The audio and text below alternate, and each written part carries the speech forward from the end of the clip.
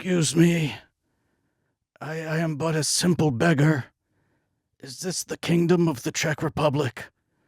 I've heard that your co-host has been journeying on an odyssey across Europe, and there is an opening to co-host the podcast. And once again, I'm just a simple beggar and nothing more. Unsheath, cling. I draw you do the bow. a bit into Just my the my bit bow. Right, the bit bow. Right, yeah. And then here's my bit bow. Your joke arrow. Boing! Defy the pods. Oh, that was Defy the Defy the Pods. Pods. That's fun. Defy the was- pods cast. Wow. That was so great. That was really good. Yay. And you have authentic facial hair, much like Matt Damon. I do. I have. You have how a- would I describe this? I'm describing it as you look like Seth Bullock in Deadwood. Yes. I do. I've been saying conquistador, but you're right. I feel a little Don Quixote. It's a little. Maybe that's because I've been in Spain. Well, That's so cool. we should explain for the listeners. Basically, Griffin, he's always been rocking a mustache, but now he's got a pretty full soul patch. He's got the patch. I'll say this. So the mustache has become more and more of an emphasis in how I conduct my face. I'm a fellow stash man. Of I course, get it. we I stash love it up. We look great. We're secret stashers. Sure. Thank you. I'm filming a TV show. I'm working on a TV show, which I'm going to say, sometimes I think people should make. And I'm going to say, Griffin, humble brag. Thank you. This TV show is very well run, but I am coming in late into a season, and there's a big wall in the hair and makeup trailer of like the 70 speaking roles in this season. Yes. And I'm introduced like 60 out of 70. There you go. And they're like, you need to have a facial hair design that is different than what anyone else has. So it's like so many of the things have been claimed in variations. And I came in just sort of unshaved. I hadn't shaved anything in like a month or two going into this. And they were like, we're keeping the mustache and we're emphasizing the flavor saver. Wow. There you So go. even right now, you're seeing me, I'm a couple days off from filming. The rest of my face has been squeaky clean. I got a little stubble back now, but I've been squeaky clean outside of mustache and flavor saver. He's squeaky. And you're right. I look exactly like Matt Damon in the Odyssey. Well, I was going to ask you, like, how long of a beard can you grow? Oh, like if 'Cause allowed. Matt Damon's beard, It's the long. length of it is It's really impressive. impressive. Yeah. I mean, But if you did you can grow hear- facial hair, you can grow a long beard.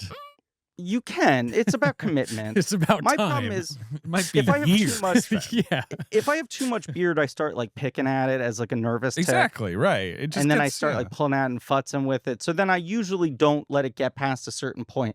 I heard that Matt Damon grew for a year. He said a Yes. year. He said he had a beard for a year, I guess is how he put it. A Yeah. It's beard a for a full year. looking beard. Yes, because in Greek antiquity, they didn't have fake beards, I guess. So No. Nolan was like, no fake beards.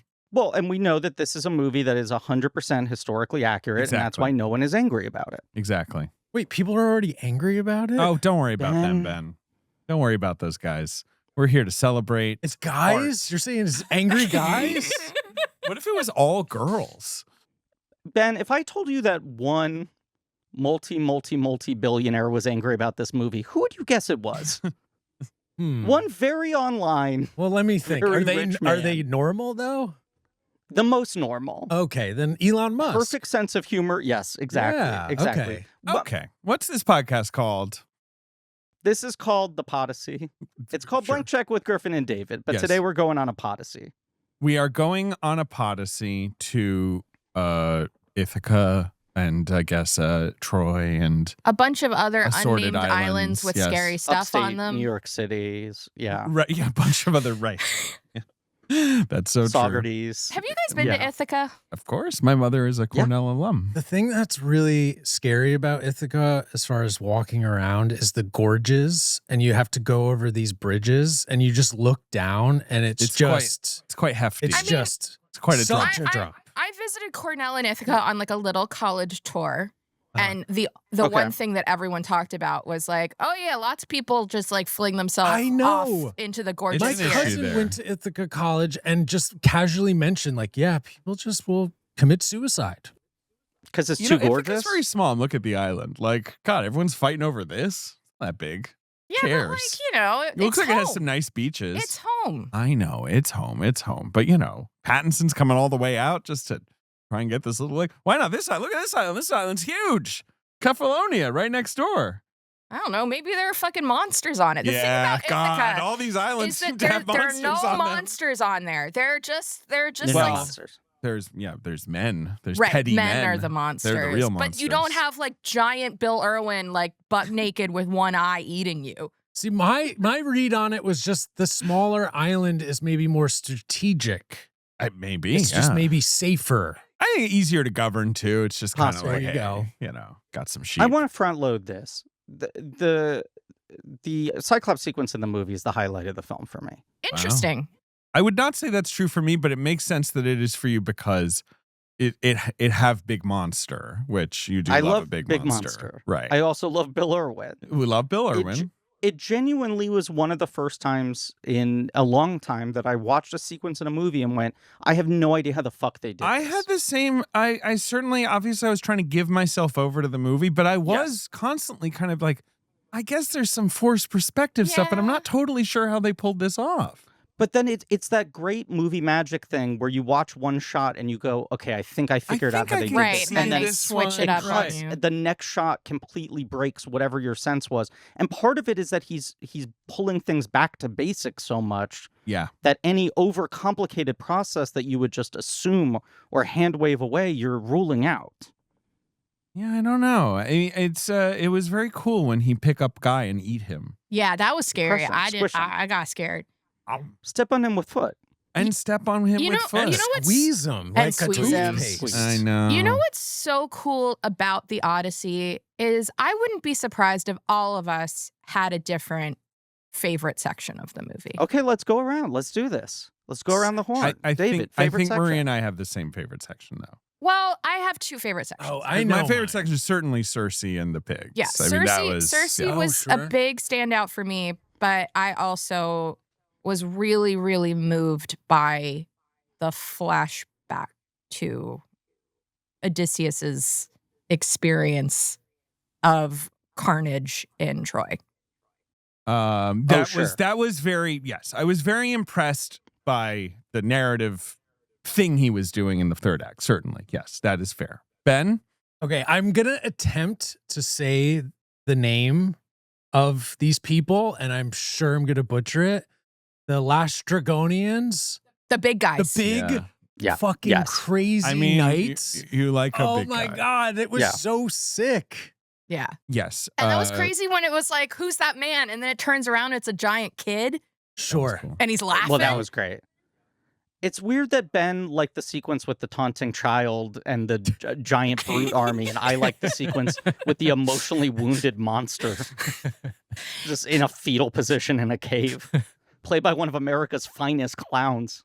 I didn't know it was Bill Irwin until after the fact. Yeah, I had to tell you. It's, Yeah. it's such a good performance. Very cool. This is Blank Check with Griffin and David. It's a Thank you. podcast about filmographies, directors who have massive success early on in their careers, such as making a Bartman movie, and are given a series of blank checks to make whatever crazy passion projects they want. Those checks have not run out for one Christopher Nolan. They keep getting has been- bigger. On an uninterrupted run of checks being handed to him for now 21 years. Yeah. Yes. Yeah. Are Yeah. what are we counting as the Batman Begins. that was right? 21 years ago? Yeah, it was Yeah, 2005. that's what's crazy. Oh my god. I was but 19, maybe 20 years old. Yeah. You could say that Batman Begins was the 19. guarantor, but I think the circumstances around Batman were so weird at that point in time that they basically gave him a blank check because they were like, we got no better ideas. But we already said this with him. He constantly has guarantors. He said about this movie, like, this is my biggest budget movie ever, and it's because Oppenheimer did so well. Like, Right. it's like it keeps. But you don't everything- get to make a movie like Oppenheimer at Oppenheimer's budget without that being a bit of a blank check as well. Of course. Correct. So it's like Correct. I have no idea what he does from here. He can do whatever I he don't wants. Either. I think he has to go smaller, and I think he's even sort of talking about that now. But we covered him many years ago.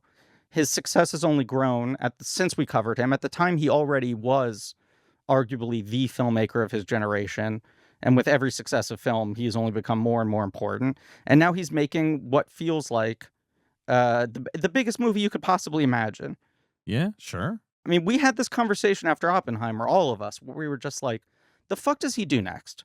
When Oppenheimer, which on paper was a one for me, makes nearly $1 billion and wins every Oscar, and performs as high as most of his films have ever achieved, then what is there even left for this guy to cash in? And there were all the rumors that he was doing Blue Thunder. That's made up. Is that the helicopter cop movie? Those are code word things. Is he doing a horror movie? Is he doing a this? There was all this sort of like he wants to figure out a horror movie, which is interesting. But do you remember we were all in the office together? I can't remember what episode we had just recorded or were about to record. And I went, holy shit. And I showed you there was a tweet, and it was Christopher Nolan's The Odyssey, filmed entirely in IMAX, coming summer 2026. Right. It was just all at once. Suddenly the announcement was out there. We had known the cast. The cast had been growing, had been pinned to the board, but we didn't know what it was. And then we just went, holy shit, of course, he had to do this. It was either the Odyssey or the Bible. It was the only move for him to do next. As he's pointed out, there's no Hollywood version of the Odyssey ever. That's what's wild. He's like, and it's that's like a why weird it gap. had to be this. No one had ever tried this. Obviously, there were a couple sort of Italian, Well, there was versions. the Amanda Sante. That's a TV movie. I tried watching that on YouTube last night. I turned it off after 30 seconds. Do you want to see what the Cyclops looks like in it? Someone Yes. posted it to my work Slack. Oh, he looks kind of good. He looks like a big baby. Let me see this guy. I like this. I like this guy a lot. He looks pretty good. That's some Griffin shit right it's there. a little bit dinosaurs vibe, like little early Holland there. Did the Jim Henson Creature Shop work on this at all? I mean, one assumes, right? I mean, let's find out. They did a lot of those TV movies. I was going to say, that was how they kept the lights on, right? Exactly. There's like the Ted Danson Gulliver's Travels around that time. Oh, that all was the kind huge. Of Hallmark. Remember the Ted Danson Well, Gulliver's he was Travels? huge. Remember how big he was? He was big. He was. And you know what, Griffin? And the Lilliputians were small. I can confirm for you that the creature effects for this miniseries were provided by Jim Henson's Creature Shop. They had a talking animatronic pig roasting on a spit. That's cool. Love that. They had a rod puppet sea slug sea monster. And they had, well, Cyclops. maybe I'll give it another shot, but I'll just fast forward to all the cool to the puppet stuff. Last night for research, I was like, I want to watch some stuff to like get me in the Odyssey mood again, because we saw the movie 3 days ago. So I watched the episode of Arthur where DW retells the Odyssey. Yes. And I watched the episode of Wishbone. I was going to say, Wishbone must have spun that tale. But it's very, very interesting because, okay, in the Arthur version with DW, there's none of the, what's happening back at Ithaca stuff. It's just DW on a boat encountering monsters. Sure. And then in the Wishbone version, barely any of the monsters. It's all back at Ithaca. I really hope Christopher Nolan's limitations. listening right now as we talk about this. I think it's crazy that children's media it's the used first to do story. This shit. Well, yeah, they still do it. I'm sure Gabby's Dollhouse has done an Odyssey episode. Because Gabby's Dollhouse done an Odyssey episode. She found a new episode. room in Maybe her not yet. dollhouse. I'm not sure if she's gotten there yet. I just have to read this review for the 1997 miniseries that's cited on Wikipedia because it's such a good burn by Richard Nilsson of the Arizona Republic. Even though the made-for-TV movie is only 4 hours long, I wasted a fifth hour stewing over how god-awful it was. That's pretty good. He's saying this shit was so bad, it ate into further time in my life. It ruined an additional hour of my life. That miniseries had its own controversy at the time because they cast Baby Sinclair to play Helen of Troy. Because they had him kicking around the creature shop, and people got really upset. And that's a Muppets reference, or is not that the that's mama? the dinosaur? That's Not the dinosaur. mama. See, I didn't know his name was Baby Sinclair. You didn't know his name was Baby he's handsome, Sinclair? but people thought he didn't have a face that would launch 1,000 trips. That was the argument. I think he's handsome. He's iconic. I mean, I don't know if I would call him handsome, but He's the everyone knows moment. the baby. He is literally the moment. You think he's currently the moment? I think Baby Sinclair has never been more relevant, as proven by how quickly all three of you understood the joke I was making. I didn't like the joke. I just forgot that they're called the Sinclair. Why are they called the Sinclairs? Because they're just a normal family. But they should have had a pun name. I agree. You know? Wait, isn't there like a Sinclair oil or like a gas station called Sinclair with a dinosaur on it? Oh, I think you're right. That sounds a little. That sounds like a stretch, though. No, see, I look, think you're Sinclair Oil Yeah. Corporation. Fossil fuel. Yeah, It's the fossil name is a fuels. reference to Okay. This is Yeah, funny. This there is we really go. good. It's a really good show. I am so smart. That's too sophisticated. Okay, let's talk about The Odyssey. the Odyssey and our screening experiences. So Okay, Yes. great. we have 3 different screening experiences. 3 different We do. experiences. 3 It's different 3 different experiences. cities. 3 different 3 different major cities. 3 cities. Wow. Much like the Odyssey, the movie, this is an episode that spans multiple countries, multiple cities. Multiple formats. Multiple multiple formats. formats. Because yes. Okay. Yes. So all right. Well, Marie and I saw it at the AMC IMAX Lincoln Square. 70 millimeter IMAX. 70 millimeter IMAX, where I guess you can't get like a seat at like the 3 a.m. screenings in August right now. Like Yes. it's like right. sold out for the rest of time. We are checking our privilege. It was, I feel enormously blessed to have had the opportunity to not only see this film in the director preferred format, big old theater, but also in the best seat in the house. of course we had my favorite seats in the back of the house near the secret bathroom. Yes, which Okay. I This really is on took the advantage IMAX of. screen. Yes, Yeah, on yeah. the IMAX screen. Oh, yeah. Yes. Okay. But it was 70, and the picture, there were little spots and Yeah. and, I mean, and I like pops that. and little I guys. like Yeah, it was very artifacts. cool. I like the texture. Exactly, I very like the textured. imperfections. Now, Yes. Ben, where did you see this I film? was in Chicago the Windy City. visiting, and I went to an AMC theater in downtown Chicago and saw this film in 70 millimeter. And at that theater, there's no ketchup, and it's like jardinera, right, and a big pickle in your He's popcorn. talking about hot dogs. I'm doing a Chicago bit. Yeah, I and don't there was know. celery. You salt. saw inside the bean, right? I did, and the perspective was a little weird. right. It was a little. The picture was a little funky. What's the deep dish version of a movie theater? Is it Right. that the chairs are behind the screen?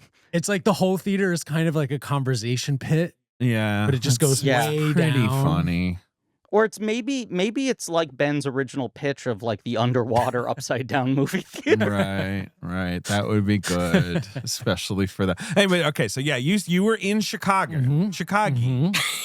and so you went to a press screening there. Yes. Yeah. And unfortunately, IMAX not available. They don't have an IMAX in Chicago. I just learned this today. I am That's pretty shocked. wild Yeah. for such a major market. I guess if they do have one, they don't do press screenings there. I don't really know.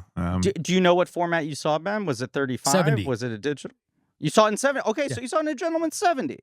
Gentleman 70. Yes. Obviously, most people around this country will not be able to see the film in like fancy IMAX. Obviously, there's Yes. digital IMAX out there, and there's 70 out there. There's a lot of formats. I'm going to see it on 35 on Saturday. Where? Nighthawk. Crazy. I know. I think the number is there's somewhere between 40 and 50 screens on the planet that show it in the kind of complete preferred Nolan format. Now, I have been in Spain filming. Griffin's in Spain. In the entire country of Spain, there are only 2 IMAX screens, both of which are digital. Wow. I had purchased tickets for one of them at midnight. So I was going to see this movie at midnight on Thursday, record with you guys the next day. And then my buddy, let's say friend of the podcast, he came through in a major way here, Sam Clements, who works for the Picture House chain in the UK, the great movie theater chain. I was texting with him and he said, I might be able to get you into the press event, which was at the BFI South Bank IMAX. The big which is fancy one of- theater in Waterloo. Very, very large. One of the biggest IMAX screens. Yeah. And he pulled off a miracle. His buddy David at Organic Publicity got me in. I had a handful of days off from filming. I, in fact, have more than a handful of days off from Yeah, filming. it seems like Are you're you barely doing any filming. work? A little bit. A little bit. I've been doing a lot of siestaing, but a little bit of work, a little touch of work on the side. A kind of pinchos amount of work. Just small tapas work. How many other phrases can I appropriate here? But I got to see it at the South Bank in 70 IMAX, which was quite a treat. It's a fucking big ass movie. It really And is. this is Nolan's been working on this project for a decade of how much more than a decade, almost 20 years now, because I guess it starts with Dark Knight 18 years ago, of how much IMAX can I get into a commercial release film And this is the first movie where he's gotten it up to 100%, right? Every single shot in this movie. I gotta say, this movie's epic. It is quite epic. Pretty and epic. I think regardless of what format you see it in, the actual fidelity of the image that has been captured is pretty fucking astonishing. Yeah. David Ehrlich, friend of the pod, friend of my life, was at the same screening as us, seeing the movie for the second time. He saw it in IMAX for the first time, and then for the second screening, he saw it in 70. Mm-hmm. And he said he preferred it in 70, He's which Interesting. we were like, interesting. We think he you're was just making stuff up. You know, the first screening of a movie like this where it's all hyped, you're so like, you know, buzzed up watching it and it's hard to concentrate even. You know, the second screening you can focus more at what he's doing. Maybe that was part of it. And if he's listening right now, he should throw a wallet at himself. Yes. Yeah, he At should himself. actually. Yeah, Yes. that's right. I'll say this. We've all seen it one time. Yeah. We've been fortunate enough to see it one time before release in order to get this episode out quickly. I don't think I had any like adjustment to how high my expectations were or the hype. I felt pretty settled into meeting the movie where it was at. It does feel like a lot of movie to absorb on one viewing. Yes. Like I feel like I'm struggling even 2 days later Wow. to get my head around some of it. I think the movie's excellent. Not me, I'm strong as hell. You're strong as hell. Yeah. You feel like you got a complete take. Oh, he yeah, was totally. saying before we started taping, like he's got the names locked down. Yeah, got the I names? was saying, Yeah, like, the I'm names. not going to Himesh remember Patel, all for of the example. names. Okay. And he was like, "Don't worry about it. We're just going to say the actors' names." And I was like, "Okay." Pop John away. Leguizamo. Can I say he's my MVP in this movie? Well, of course Let he was- is, Griffin. well, of course he's your he is MVP. Krumholtz He's of so this good. film, He's right? so good. He's the Krumholtz of the movie. I personally, and I don't know, maybe David, you will agree with me on this. I think Samantha Morton is the like standout performance. I mean, I really think that everyone in this movie is very well cast and Yes. used, but it was so nice to see people like Morton and Leguizamo, who Nolan's never worked with before, where Yes. Nolan clearly immediately was like, that is the person. I don't need to identify like whatever, a bigger star here or what, Right. you know, what, like a glitzier, like he matched the actor so perfectly. Like Leguizamo in the Odyssey, you're like, that, what? Like that doesn't automatic. And you're Totally. like, and then you see it and you're like, I understand this completely. Morton makes total sense. That, you know, that was not. I think they're the two MVPs. Morton, you know, we've talked about Morton a lot this year, and on the Morgan Caller episode, we were talking about how much in the late 90s and the early 2000s she was seen as like one of definitively the great actresses of her generation, and she's receded a little bit. And this just feels like Nolan wanting to remind everyone how good she is and how powerful she is. Leguizamo, I don't feel like I've ever seen him used like this before.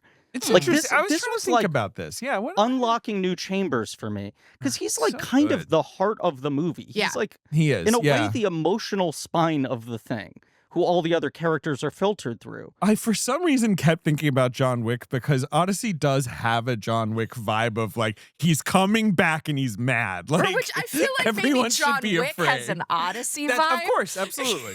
Odysseus Everything is has calling him and being like, "Do you still have my car?" Yeah, right. I mean, it was a little bit that where it's like Leguizamo's just playing the guy where it's like everyone agrees that this guy is reliable and wise. Yes, Like, as hell. like that is what we turn, because I'm looking at Leguizamo's. I mean, he works. Like Leguizamo's works. always working. Yeah. But like, what's the last time he was? It probably might be John Wick. Like that he was in something where I was like, oh, it's so what a great use of him. Like I didn't see Bob Trevino Likes It, which didn't everyone either. said he was really excellent in. I should see that. I Um, guess he's the yes. lead of that, right? He's With, Bob Trevino. It's him and Barbie Ferreira. Yeah, and Barbie Ferreira, by the way, she's having a hell of a year. she is. I'm loving Barbie Ferreira. No, everyone, no. Yeah, Mylan yeah, Kicks she's is great. Our buddy Chandler Levick's great Yeah, film. that movie is so good. Chandler, It's so good. Yes. you listening? The Canadian, Chandler, I liked the your Canadian movie. film explosion of 2026 is to me the big story. That's so true. Yes, Canada's everywhere right now. Oh, let's see. He's in the new Exorcist, Leguizamo. Okay, I bet you he plays like a priest who's like, I don't like the looks of this. we gotta get this I demon bet out. you're right. That sounds very. I And can see it. I bet he talks out of the center of his mouth exclusively. Right down the center of his mouth. Those front teeth getting a lot of exposure. Is he like, has he done like, should we throw him like a glitzy miniseries so he can he grab an Emmy or something? He was in an Apple TV series called Smoke, which wasn't very good, but he was in it. He was in it. It feels like he's primed, though. That's a good point, David. You know I feel like we got Leguizamo in like third position on an FX series. He's like winning every award. Yeah, like who's not happy to see Legs? Johnny Legs. Well, King Koopa. Well, that's true. Although, actually, I don't really know that King Koopa registered Luigi as a threat, did he? I mean, I can't really remember. You know, I haven't watched that film in a little while. Do battle even? Like, I don't really. If King Koopa doesn't register Luigi as a threat, I would say that's a narrative shortcoming. I would say if King Koopa does not recognize one of the two Mario Brothers as a threat at any point, that movie might have some script issues. I do think I've seen the Super Mario Brothers movie several times in my life. I think one could accuse it of having script issues. I think that's fair. I think everyone would bear that accusation with grace. This is the first and time respect. hearing this. Oh my God, what do I say here? Put my finger up behind my ear.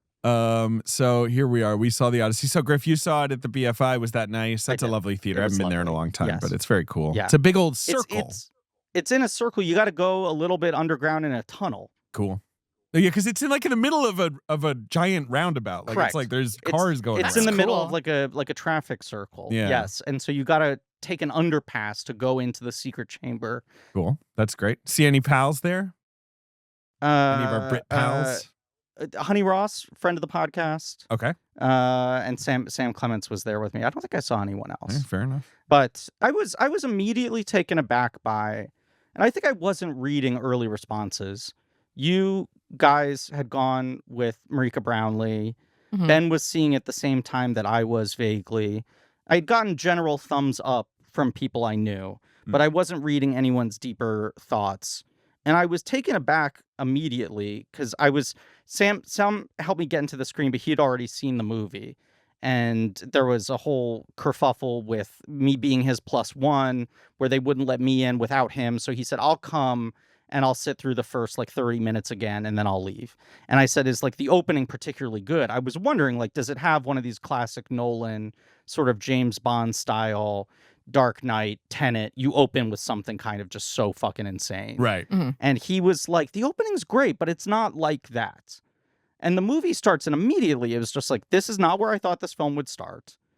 This is not how the first hour I imagined would progress. And the structure of this movie, for a guy who likes to play around with structure, is so different than I was expecting because he doesn't diagram it. Usually when he does funny structure tricks, it's really set up and explained.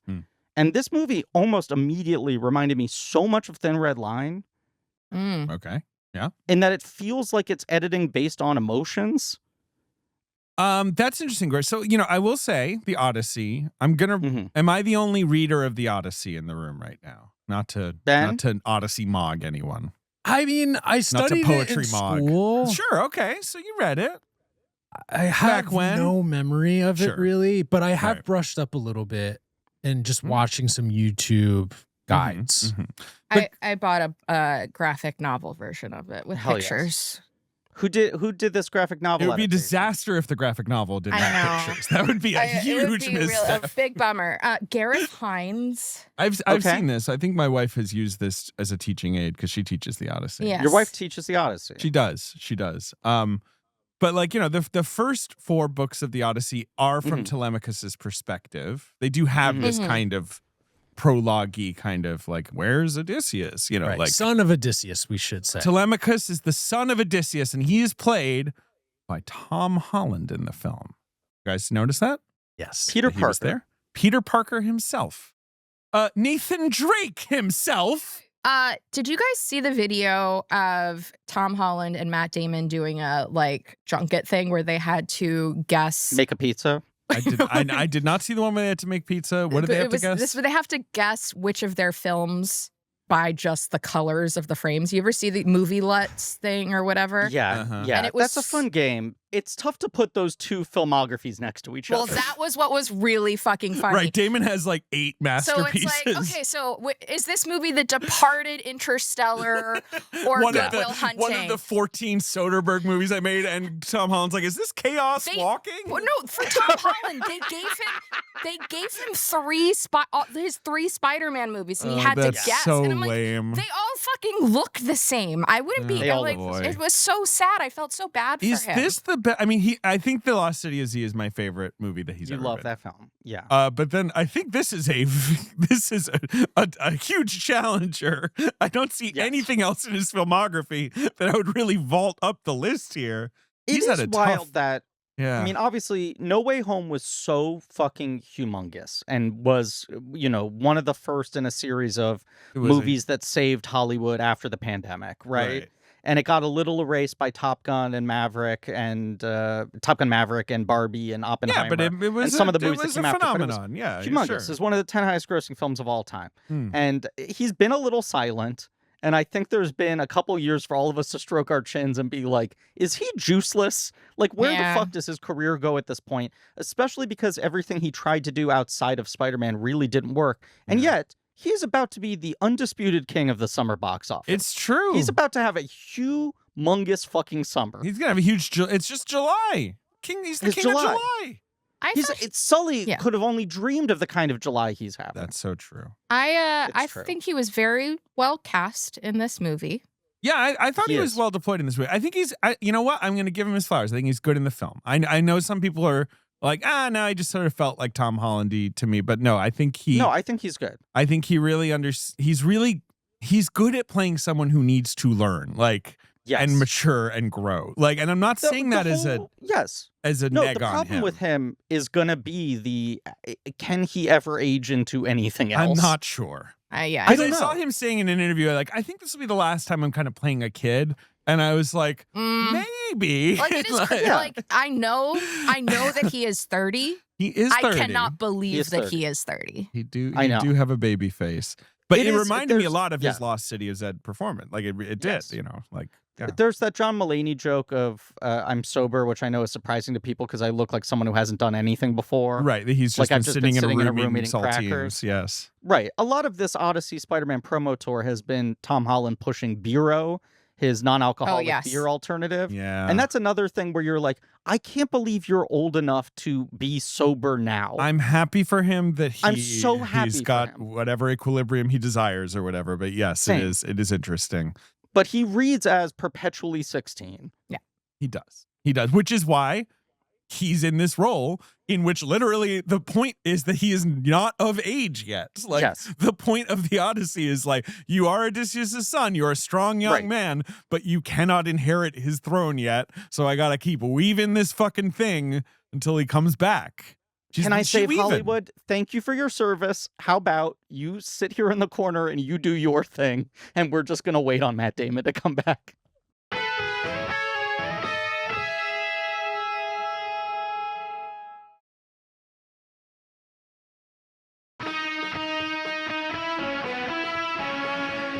So, The Odyssey, it is a film directed by Christopher Nolan, and it does begin with Travis Scott. The great Travis Scott, a friend of Christopher Nolan's, right? They're best buds, right? Yes. Don't they like send each other gifts and shit? Like they are friendly. Yes, because Travis Scott had a song in Tenet. I feel like that was their initial. And he's got the end credit song in this. And it begins with him trying. He's going to sing the song of Odysseus. And it's clearly Nolan like taking you by the shoulders and being like, you have to understand that this storytelling form exists now and has just evolved. Like, has just changed. And like, but he's like, it's a real mission statement moment for him where he's just like, this is still what we do. We tell like stories through verse to each other. It's so good. I was so startled by the first 5 minutes of the movie played in front of another movie. Is that true? No. The prologue, which I saw, is the Trojan sequence, which is much later in the movie. Okay. Because the horse. I really tried not to see a ton of marketing for this movie. Like, I saw the teaser trailer, whatever it was, where Tom Holland was like, my dad's coming home or whatever. And I saw that and I was like, this doesn't look good to me. but I'm not going to watch anything else because I trust Christopher Nolan, and you want to see it in context. I want to see it in context. But then I know that I don't know what movie they put it in front of in IMAX, but some people did get to see the prologue. You could see it if you bought a ticket to an IMAX. So I bought a ticket to the Sinners re-release just to watch it. Okay. It was also in front of One Battle, I think, or what, I can't remember. Like it was the fall of. It was like a little sizzle reel, basically. Okay. You know? So, but it was not like the first fight. It wasn't like Dark Knight Rises, where it was truly just like, let's watch the opening. Because of the movie. I too was genuinely shocked that the first shot of the movie is Travis Scott. Yes. Saying "Sing, oh Muse," and so I was like, "Oh, did people know this was coming if they saw the preview?" No. I'll also say, Sam Clements of Picture House, aforementioned, goes to like the European equivalents of CinemaCon, and he said that a month or two ago they showed what they said was the opening of the movie, and it was very different than this. Huh. It was constructed differently, so it feels like they've been. The editing of this movie feels very free flowing. I could see this being a thing that he kept iterating on until the last second. But to your point of the Travis Scott thing and the stupid controversies that existed around this movie, which Nolan very wisely didn't really weigh in on until recently, he had to do the press tour. And then I thought he put it perfectly, which is, a lot of people were complaining that there were things in the trailers and the posters and fucking whatever that seemed too modern or too casual or didn't seem historically accurate. And this is partially a trap of Nolan's own making in that his fans have come to build this sort of mythology around him of being like the guy who takes everything the most seriously. Whereas that has never been his thing. There's always been silliness in his movies. There's always been flights of fancy and stylization in his movies. He is a literal-minded guy in a certain kind of way, but it doesn't mean that he's a guy who just is like nothing but the facts, ma'am. And he said, so much of what people consider to be accurate in these types of movies is based on iteration of theatrical traditions of how we tell these stories. These things like that we like to think of people speaking in Shakespearean accents in a certain language is like a theatrical form that we use to connote seriousness that is put on epics like this. And as you said, this movie is starting out and being like, this is the tradition that this is in, and we're going to translate this into something that feels urgent to you right now, a modern audience, rather than trying to gloss it up in some sort of sense of seriousness. Right. And then you almost immediately go to the beaches with the horse, right? Well, you sort of do. It's basically like he's starting to tell the story, and you see Elliot Page getting pinned to the horse, but then what isn't it Penelope? Anne Hathaway is like, no, I don't want to hear the fucking story. Because the point is, it's like, I hate that story. Enough of this. We've been singing the song of Odysseus for so long, but where is he? If we heard he did this, then why hasn't he come back? If they won. Other guys came back. Where's my husband? Right. The other As guys Ray came said. back. And Will meanwhile, Ferrell and Mark Wahlberg came back. Odysseus is on a beach with Charlize Theron and, send help vibes, obviously. Nice work if you can get it vibes. I love when she wears that little like fishnet thing. Yeah. And I was like, ooh, that's so couture. She's the catch of the day. She really is. David, she's the catch of the day. I understand what you're saying. I would say Odysseus actually is the catch of the day.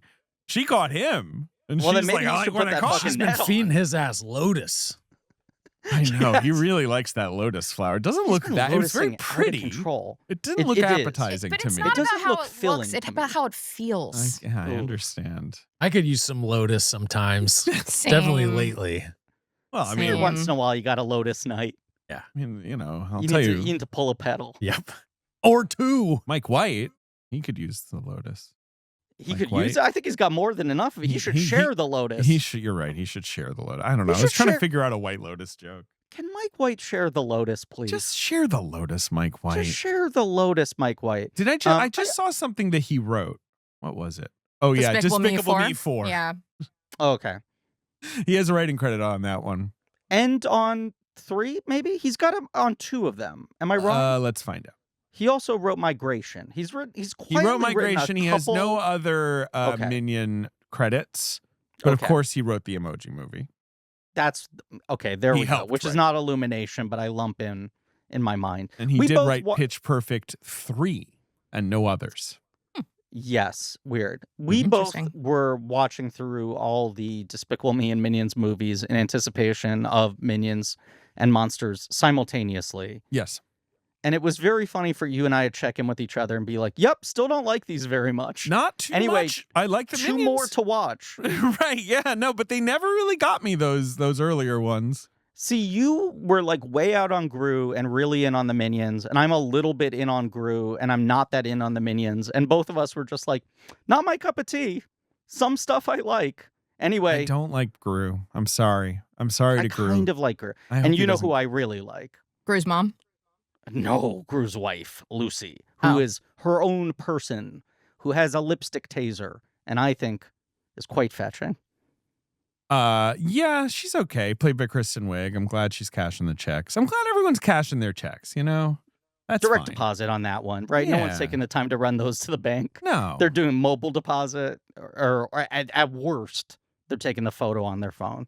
Do you think that the Cyclops in Christopher Nolan's version of the Odyssey would have been harmed by stepping on a Lego in the way that the Cyclops in the Minions version of the Odyssey was? I mean, that whole sequence would be over in 2 minutes if Odysseus had thought to carve a Lego block. Mm-hmm. That's all he needed to do. The Minions had the answer, Henry and James. I wanted to bring up that we see Elliot Page, whose character is Sinon? Sinon? Mm-hmm. Yes. And the horse so early, because this movie feels very haunted by the horse. Yes. The horse is very forward in the marketing. It's on the poster. They've been putting the horse up outside of theaters. There's a horse popcorn bucket. And I assumed, there's probably a big horse set piece. But that's not the main story that Nolan wants to tell, is just the hiding in the horse. But this movie keeps cutting back to the horse as like this thing that fucking haunts Odysseus. Yes. That the thing that he's most known for, what is seen as his greatest triumph, he can kind of never get over what feels like the dishonesty of it. Yes. So this is, I would say, the brilliant conceit of this movie. And it's clear that Nolan, is like, okay, I'll do the Odyssey. He's sitting in his chair, drinking a cup of tea, not having a smartphone. And he's like, perhaps the Odyssey. But like, the Odyssey is the original great tale of Western storytelling or whatever. But like, it is not something that you can locate emotion in easily. But it is, if you read the Odyssey, it is obsessed with hospitality. Like, that's a huge part of the poem. The idea, the ancient Greek notion of hospitality. And, they call it Zeus's law here, the sort of like, be kind to, welcome a stranger to your home and like, any simple beggar might actually be your co-host in disguise over Zoom from London. And might have wonderful Seth Bullock-esque facial hair and all that. And it's a simple idea because like both the Iliad, which is also by Homer, quote unquote, we don't really, and the Odyssey, those things are not like, and we really fucked Troy over. Like those things are like, it rocked when we smashed Troy to pieces and you're like, great, your son. But like, it's very simple for Nolan, but it's very clever for him to be like, it's kind of fucked up. Yeah. We kind of lied our way in there and then we sacked the city and you think it was a lie to put a bunch of soldiers in a horse? And to make this sort of like notion of like Odysseus, right, is weighted with the guilt of like, we did kind of defy the gods by doing that. And like, we are the ones who maybe have contributed to the feeling that society is ending around us and makes the film feel contemporary without it feeling didactic to me. Like I was they broke just kind the of social like, contract. I kind of can't believe he pulled that off. Yes. In this movie. Much like Oppenheimer's the same way, right? Where it's very haunted by like the world we live in now. Oppenheimer made the terrible world we live in now. He didn't mean to. He was just smashing bits together in his particle accelerator or whatever, right? And fucking everyone's wives. Nolan movies, because he has become the guy at the top of the mountain, he has become the person who represents filmmaking globally, sort of as an idea. And certainly as an industry, and now is literally also the president of the DGA. A guy at his level of career rarely takes on an elected position like that, except it feels like he's like, there's too much at stake, and my people need me, and I have to fight for them. All of his movies have increasingly become about two things. One, I am the only one who can do this. The burden is heavy on me, but I must do this for everyone else. Two, what have I done? Oh, sweet Jesus, what have I done? And this is a movie about a guy who's like, I need to do this for everybody else. And the final shot of the movie is literally the shadow of the Trojan horse. It's like he cannot get out from under that shadow. It's one of the first things we see, and the shadow, the silhouette, is the last thing we see. You know, it's beautiful stuff. Do you guys know about the sea people theory of Bronze Age collapse? Can I very briefly? The sea, that's like what they were talking about. This is what I'm saying. In the movie, the sea people that were ruining everything. You know, so sort of during the late Bronze Age, all of the major civilizations in the Mediterranean basically collapsed, and no one knows why, because it was so freaking long ago. So we can't really. We're talking like the 12th century BC or whatever. And but it led to the first Dark Age. Right. Not the lovely Dark Age we like to think about, which is like, you know, whatever, like the 8th century and people rattling, you know, I don't know, carts and stuff. What do people do in that Dark Age? Wearing big rattle carts. Coughing blood into it. Rats tissue. everywhere, you know.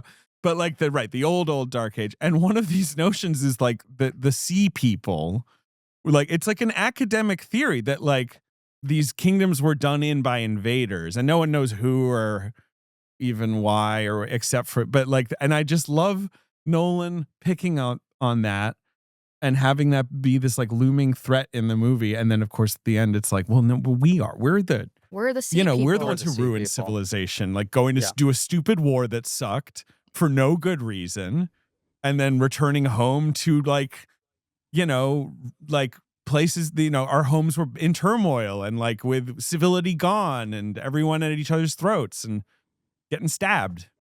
Right. I also think, yes. And within that framework, you realize that the big set pieces of the Odyssey as a story are mostly about them being bad guests. It's like, we just got to get home, and they land in a different place and come across a different creature and just kind of are shitty house guests over and over and over again. There's that early moment where they show up on some beach and the guys have like burned their houses and are in a bad mood. And Hamish Patel is like, we're Greeks, like we're not threatening, like, you know, and then like even though he's like in armor and has his sword, like, why are you scared of us? And the guy's like, oh fuck, you know, sea people, leave me alone. Like, let's clarify. They pull up, their whole town is on fire. He's like, why? He's like, we saw people coming. We thought we'd just get this over with. Like, rather than let you burn us to the ground, we'll burn ourselves down. Like, that's the level of paranoia and exhaustion everyone's at. Yes. But okay, so let me try and unpack the flow of the story here. So the first bit obviously is just we're in Ithaca, we're with Telemachus. Penelope is in a bad mood. She's many a suitor. Really impressed by how cunty Anne Hathaway was in this role. She's great in this movie. She's David, great. What did you text about Anne Hathaway the other day? Because I thought you worded this very well. Someone was noting what a busy year she's having. 6 movies. Is it 6? I'm gonna look. Mother Mary, Devil Wears Prada 2. Yep.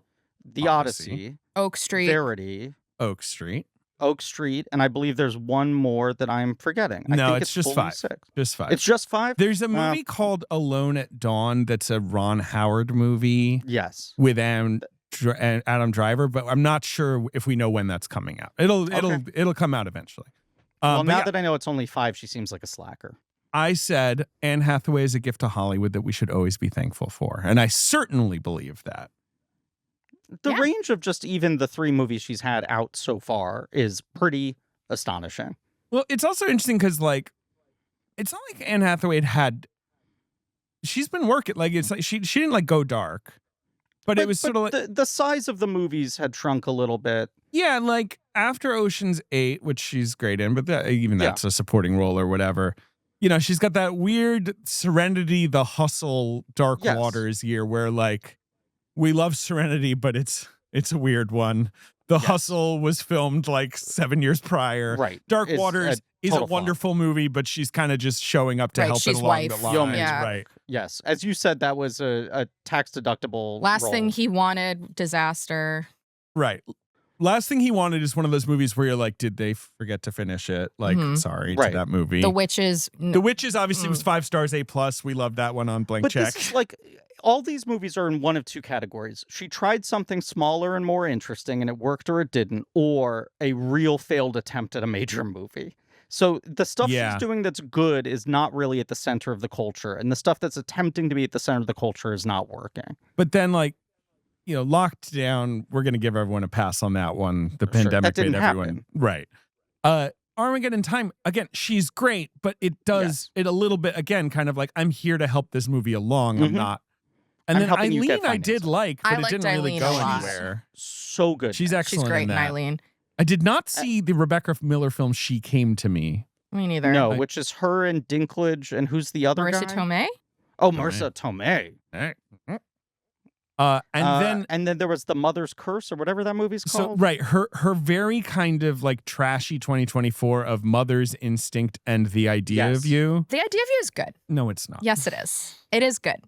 She's good in it, and I respect her. That movie is not good. That movie is good. Sure. The boy band in it, good. Was a streaming hit. It was a big streaming hit. I don't think Michael Showalter is capable of telling a story like that with sincerity. I guess you don't think he knows how to put on a show, Walter? You know what? I found it. Sometimes he does. I found it very sincere. I liked when they were in their hotel room, kind of like kissing and dancing to Dance Hall Days. Yeah, there you go. But you were saying, basically, last year she was quiet because a lot of her 25 movies got pushed back to 26. Right, Mother Mary got pushed to early, right. And Oak Street got pushed. Yeah, can't wait for whatever the heck that is. I know, this is kind of her big center stage year, and I love that it's such an array of even different sized roles and different styles of performance. She's so kind of stripped down in this. Yes. Like, she's really just sort of laser focused. Yeah. And she's not doing any of the theater kid stuff that people sometimes bristle at. And I think it's why she's so good and why, as you put it, she's a gift to Hollywood, because it's like, she's like an old school movie star who can do any type of thing. She really is.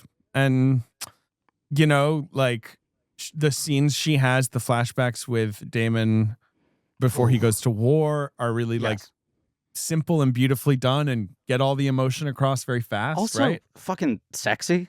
Yeah. A little sexy. But like, you have very little time to establish a sense of genuine chemistry between those two characters. Right. And you're doing it late into the film, and immediately you're like, there's heat here. Yeah. There's a reason why she's not remarrying. Yeah, no, for sure. Yeah, I mean, look, Robert Pattinson is a handsome fellow, okay? I wouldn't fucking marry this asshole, right? Would you? This guy's an slimy. asshole. Are we can we say he's an asshole? He's an asshole. He is so good. I just love that he is always game, like, you know, that he's not like whatever, like looking for the sympathetic role or looking for the, you know, like he just wants to play little slimy freaks, and he's so good at it. Announced that Batman is being pushed back another 6 months, and people are wringing their hands over it. And I'm like, there is no better outcome than Robert Pattinson having 6 years in between Batman movies to do whatever weird shit he wants to do. Batman's the ultimate hammock. In between, he's just given latitude to do whatever, because they go like, as long as you promise you're going to put that cowl back on, we'll let you play your worms. He's got 5 movies in this year too. He's having a crazy year. Okay, wait. So it's this. Yeah. It's Prime Time. Yeah, which I hear is great. It's the drama. Mm-hmm. Yeah. And then the other two neither of them have yet to come out. Correct. Right? Oh. One we just got a trailer for. Yeah. Dune Part 3. He's the villain. And then what's the 5th movie? It's the Fernando Meirelles film Here Comes the Flood with him and Denzel Washington. That's a which sounds Netflix awesome. thriller, but does sound very cool. Yeah. Yes. Yeah. So he's all over the place, and he's doing different voices, and he's having fun, being a little sicko. And he's the lead suitor here. Mm-hmm. He likened the character to James Woods' character Lester Diamond from the 1995 film Casino, which we will be talking about soon. Just a classic Robert Pattinson pull to like read the Odyssey and go like, you know what this character's like? James Woods. Woods in Casino. You've also got the great Corey Hawkins as like those Corey are the main 2 suitor jerks. Yeah. I feel like, right? He's sort of the right hand man. Yeah. I think he's just a total fucking gem. He's always good. Love to see always Corey good. Hawkins. Yes. Yeah, he's not working enough. No. Yeah. And then Logan Marshall Green and Mia Goth Yeah. are the two kind of Grima Wormtongues of the palace, right? Yes. Who are She slipping is like secrets. this. She's the servant to Penelope. Yes, I think it's unspoken in the movie, but they are twins. They're Yes. siblings. Logan Marshall Green and Mia Goth Ah, in the myth of the Odyssey. Yes, they're they're working together to take They're the the whole thing bad down. servants. Bad They're not tending to Odysseus's flock. Now, who is Leguizamo? Leguizamo Holding blind. a stick, being And blind. Yet, he can see more clearly than everyone. There is a bit of a there's an irony there. Mhm. Yeah, it's true. It's a real irony. So But- a little rude for him to throw a dog off a cliff Yeah, right at the top of the movie. David and I were concerned. One of the first things we said after we got out of the movie was we were worried how Ben was going to take the dog violence in this film. It is the kind of thing that does turn Ben off completely. Yes. Sometimes. But I think because he did it like so early in the film, it felt like just pulling the Band-Aid off. And then, Okay. of course, they treat the other dog, Odysseus' dog, really well, even though he's like old and sad and Yes, waiting for Argus. Odysseus to return home. Mm-hmm. I think they also the inhumanity of how the animals are treated is used as a dramatic storytelling tool for the rot of society. Yes. It is not something that is done callously. It's not using it just to shock you. No, not at all. No, it's I think all the stakes of they are like, because yes, there's the argument for like, shouldn't we shoot this movie out of a cannon? Shouldn't we start with something really exciting? And it's like now you just sort of, it's not just that he wants to go home. You're like, his home is like ruined without him. Like it's like You're starting with there's the a feeling of his vacuum and he's absence, missing, and it's just Right. like it's ruining which is everything. what the story is really about. Is Right. the fact that this guy's fucking gone.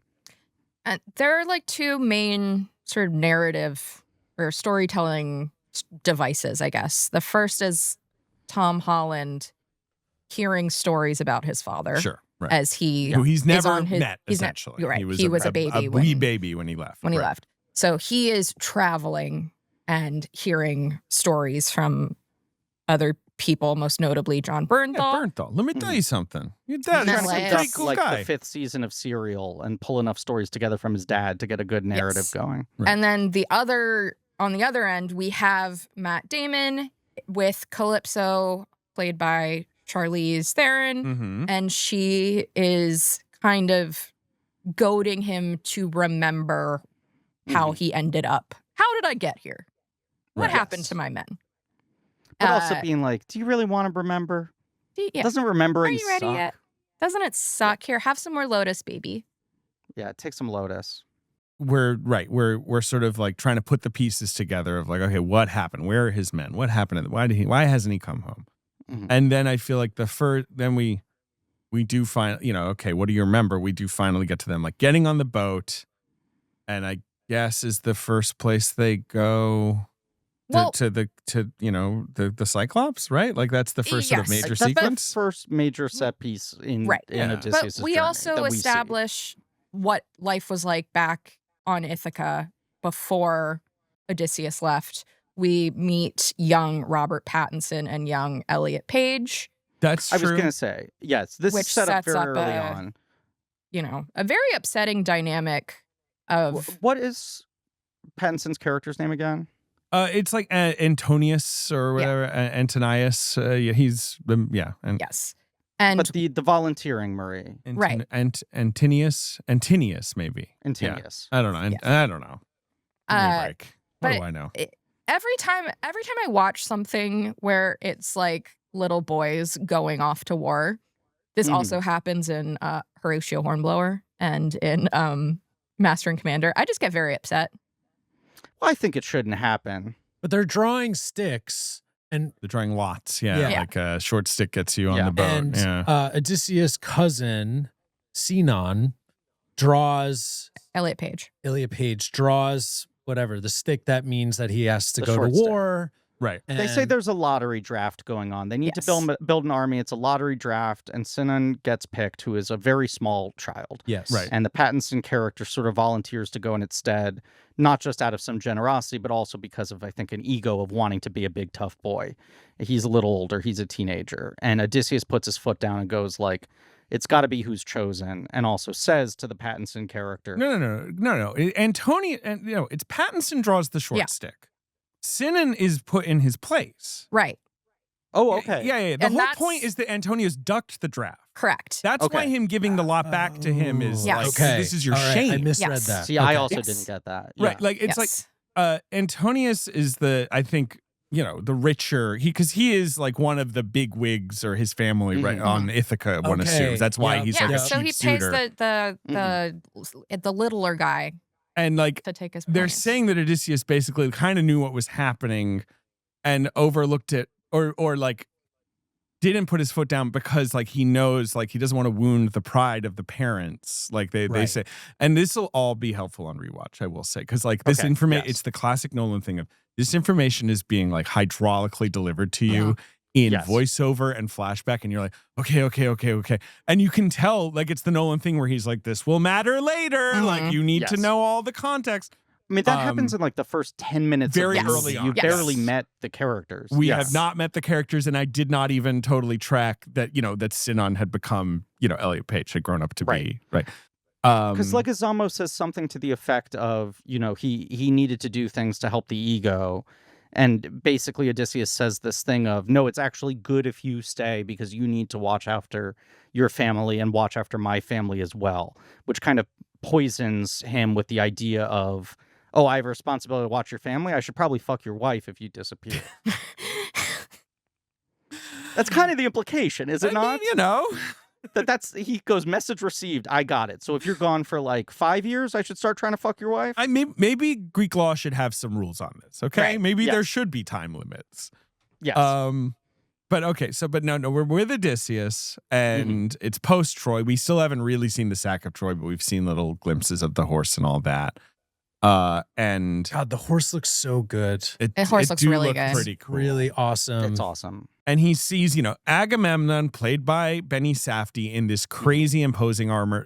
Nolan wanted him to he has, what's it called? It's called black bronze and sulfur in his armor, which Nolan was like, these were like the most expensive sort of materials back then. So he wanted him to have this. He's got a gold spine on the back of his helmet. He's got a spine. It is so funny that it's Benny Safdie. It is not really that he's not good. He is good. We never see his face. Not really. In the We movie. see his beautiful hair. Yes. I mean, we see his face through a slit. We see the It is interesting though that was the main, like one of the main posters for the film. Right, was the back of Agamemnon's head Mhm. with the helmet. I wonder how much he kind of just likes that imagery, and how much it is that, like, much like the shadow of the horse, the sort of like image of Agamemnon's armor without ever seeing the guy inside represents this force that's pushing everything along. Right. I mean, and I interviewed Benny Safdie last year. I told you this, Marie. Yes.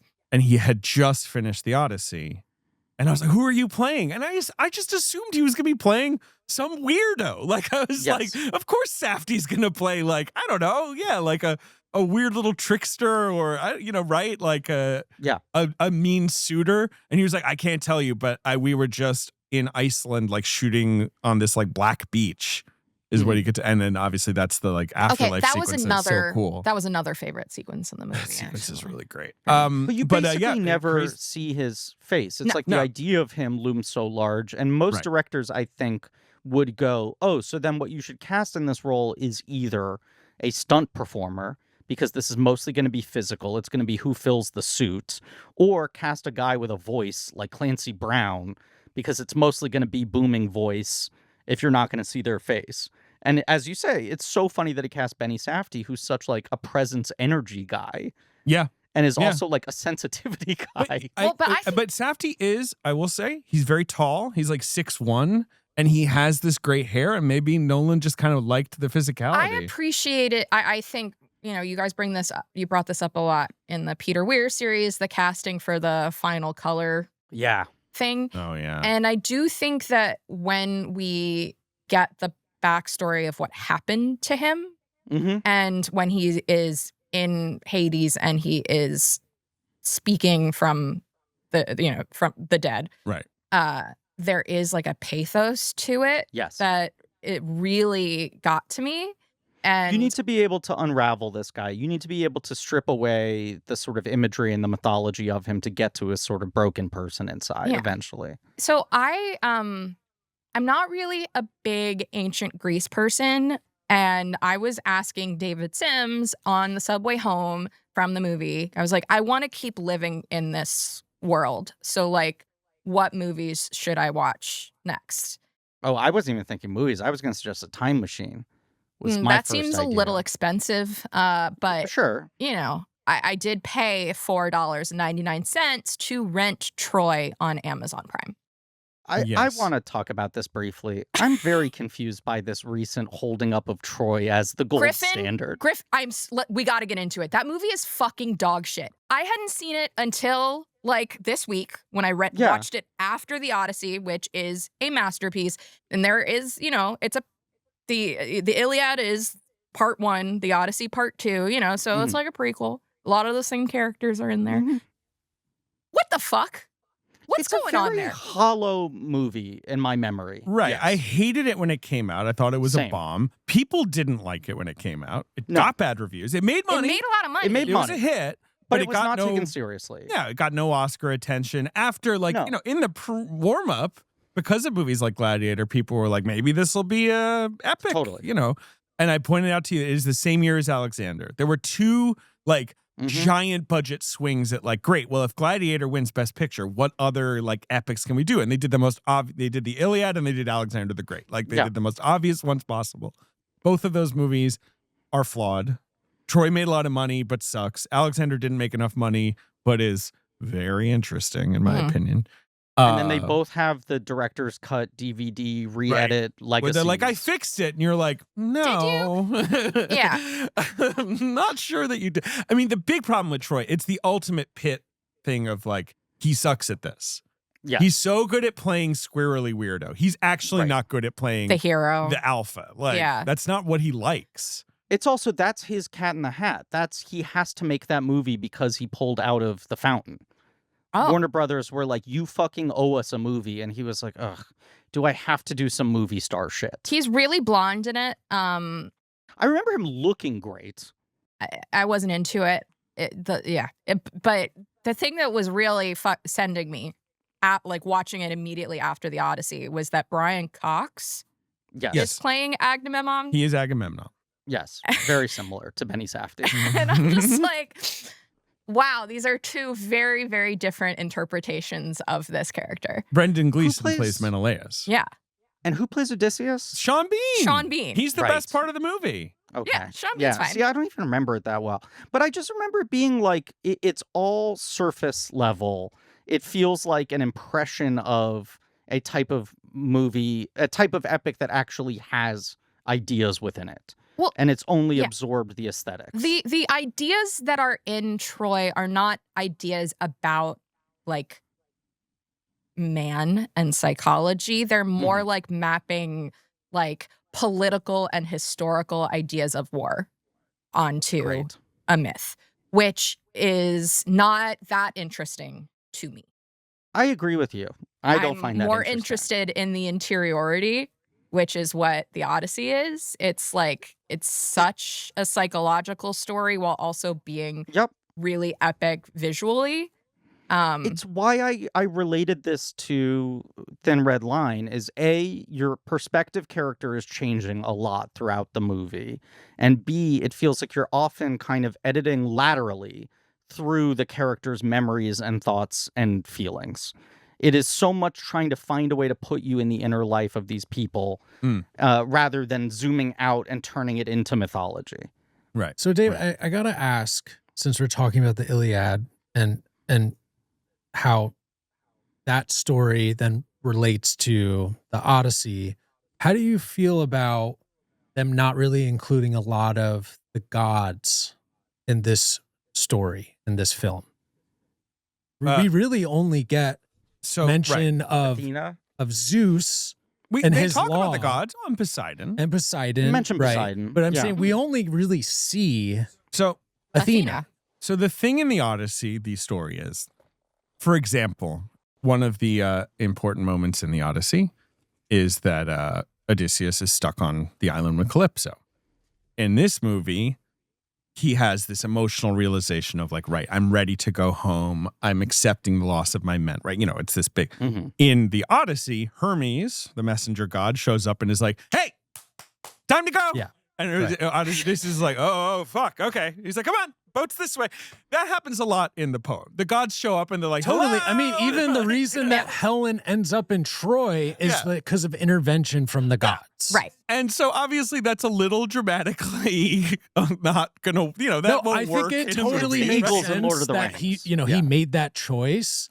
It's just when you go back to the source material, I mean, especially in the Iliad, it's like the children of the gods are all kind to connected, and Zeus sees a lady and is like, Okay. he's a I want to freaking fuck this swan. lady. Yeah, I'm gonna turn into a And swan. then Fuck her. she has eggs, and that one of the children that come out of the eggs is Helen. Can I do a tiny little merch spotlight? Look at what they were giving out at the Oh, screening. you got the pin. Oh, you got the Athena pin. Oh, I got the man. Athena too. pin. Oh, we didn't What did you get, Ben? pins. I got the Athena.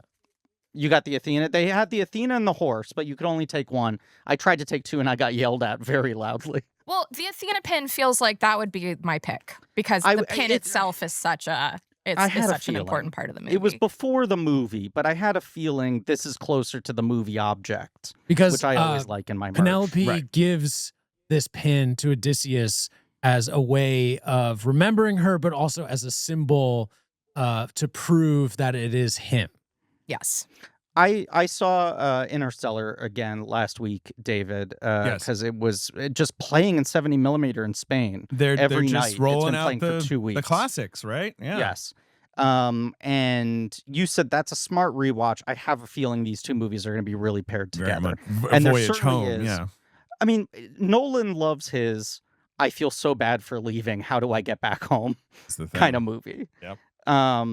I need to get back to my family. I need to get back to my wife. I need to get back to my Which child. is He's so interesting because tormented by but it. he works with his wife. I Well, know, but I just feel like it's like clearly this thing that because like so many of his movies have that. Well, yeah, I think it's less about the way that he runs his life as an adult, a husband and as a father, but more of what he experienced as a child when his family was split up. I think it's 50% that, and I think informed by that, it is his worst nightmare. It's the reason he works with his wife and he makes everything a family production is because he can imagine no worse fate than being stuck on a shoot for 6 months away from his family. Like, he is just such an ultimate wife and family guy that he needs that unit around himself. And so if he's writing an emotional story of a challenge, it's the biggest challenge he can imagine in so many ways, which is why, people go, why is he so obsessed with the dead wife thing? I like that he has moved away from dead wives and has found a way to tell stories about men longing for their wives that do not require them to be dead. But that scene is so fascinating because the dialogue, even though it's a very different scene where she hands him the pen, feels so similar, having watched it recently, to the final Child Murph scene of like, I'm coming back. I'm coming back. When are you coming back? I can't tell you, but I'm coming back. I just promise you that I'm coming back. Yeah. I mean, I think Christopher Nolan is by and large a charmed man who leads a wonderful life, and he knows that. Like, he's got a great thing going on. But that's clearly the fear that drives him a little bit or whatever, keeps him up at night, I guess. I mean, he's very similar to Shyamalan, in my opinion, in this regard. He's just so concerned with like the world we're leaving our children, with like what the future is going to look like for his family. And he can blow it out, to big epic scale. But it's what makes these movies tick. The key difference between him and Shyamalan is obviously that Nolan is not very concerned with what if the devil was in an elevator. Other than that, I do think they're very... Not yet. Well, we're saying he wants to do a horror movie. What if he's like, I'm remaking Devil, the M. Night Shyamalan produced thriller? That would be the greatest move in the history of movies. I saw Logan Marshall Green on the set of the Odyssey, and we started talking about Devil, and I said, who has the rights to Devil? And he said, I have them. They cost $1. You can have them right now for $1 whole. Who directed Devil? Because it wasn't Shyamalan. Oh. It John wasn't Eric Shyamalan. Dowdle. What else has he done? He did the remake of the Wreck? Spanish film Wreck, Quarantine. Oh, sure. Yeah. He did the Poughkeepsie tapes, which is one of those like fucked up tiny budget horror movies that everyone talks about. Yeah, that As, kind of like- never got a proper release. Right. kept And then getting he pushed did around. As Above, So Below. Oh, sure. Right. That's the Catacombs movie. Yeah. And then something called No Escape. Oh that yeah, I've that's never heard of. that is like Owen Wilson is stuck in a country Pierce that is Brosnan, having like some right? sort of like political uprising. Yeah. It's Owen Wilson trying to do Behind Enemy Lines again. It's like straight survival action Yes. movie. Yeah. Except Pierce he's a Brosnan family is man. there. Yeah. The Athena pin is handed to Odysseus as a, if I can't stop you from leaving, then let Athena watch after you, which does feel like, talking about Nolan imagining his worst nightmares, it's like handing him a smartphone. It's saying, if you're gonna leave and be away for a really long time, at least take this pin so Athena can pop in and talk to you all the time. It is such an incredible display of Christopher Nolan's clout that you're like, what does Zendaya play in this movie? Zendaya plays Athena, Athena the god watching over Odysseus. She shows up at certain times over his shoulder and gives him a look and says like one line. Zendaya as an actor is really, really good at doing like disappointed face. Unbelievable at it. Yes. When she makes that face, I'm like, oof, I feel bad. You don't want her silent judgment. But this is the kind of role where you go, oh, it's pretty small. You can't shoot her out 3 days because she has to be in 20 different countries. Yeah. She has to keep showing up on different ships. Yeah. I mean, she's obviously like in the movie probably for 5 minutes total. Mhm. But She makes an impression. she makes a She huge makes an impression, and she must have been, yeah, I mean, there a lot. every I don't know. every small part in this movie is played by someone that has a Wikipedia page. Yes. Like Yes. our mutual acquaintance Griffin Shiloh Fernandez is in this movie. Yes. Somewhat briefly. He plays one of the Trojan soldiers who I think Okay. approaches Elliot Page in the beginning of the movie. Never takes his mask off, but it is crazy that like even those guys are played by guys. Totally. Right. I mean, I mean, who wouldn't yes. want to be on these sets, right? The beggar in the beginning is Who was James that, Remar. Griffin? Yeah, I asked David and I didn't know who I it was. believe it's James Remar. No, He's no, credited- no. Griffin, James James Remar is Remar, the Satan? prophet. Is he Hades? Oh, yeah, okay. like Tyrus, yes, or whatever his name is. But yeah, he's the guy buried in the sand. Yeah, I recognize Okay. the bottom. Yes, of while his I was trying stuff. to pay attention Yeah. to that scene, I Marie kept kept being going- like, "Is that Richard from Sex and the City?" And I was like, Yes. "Yeah, I think okay. so, Marie. Be quiet." I knew was James just really Remar excited was that it was him. one of the two cloaked guys. I don't know who the guy was at the beginning, but he seems so familiar. Yeah, By the time this episode comes out, we're Marie gonna and I were find trying to out. figure out who that was. we couldn't Yeah. figure it out, but I'm There's sure we still- will know in a bit. Yeah. It speaks to the Nolan mystery box kind of thing. There's still so many actors for this movie with unlisted characters on IMDb. Yeah. Like the cast has been announced, but it was not really told who was playing what other than Right. the top 10 people. Right.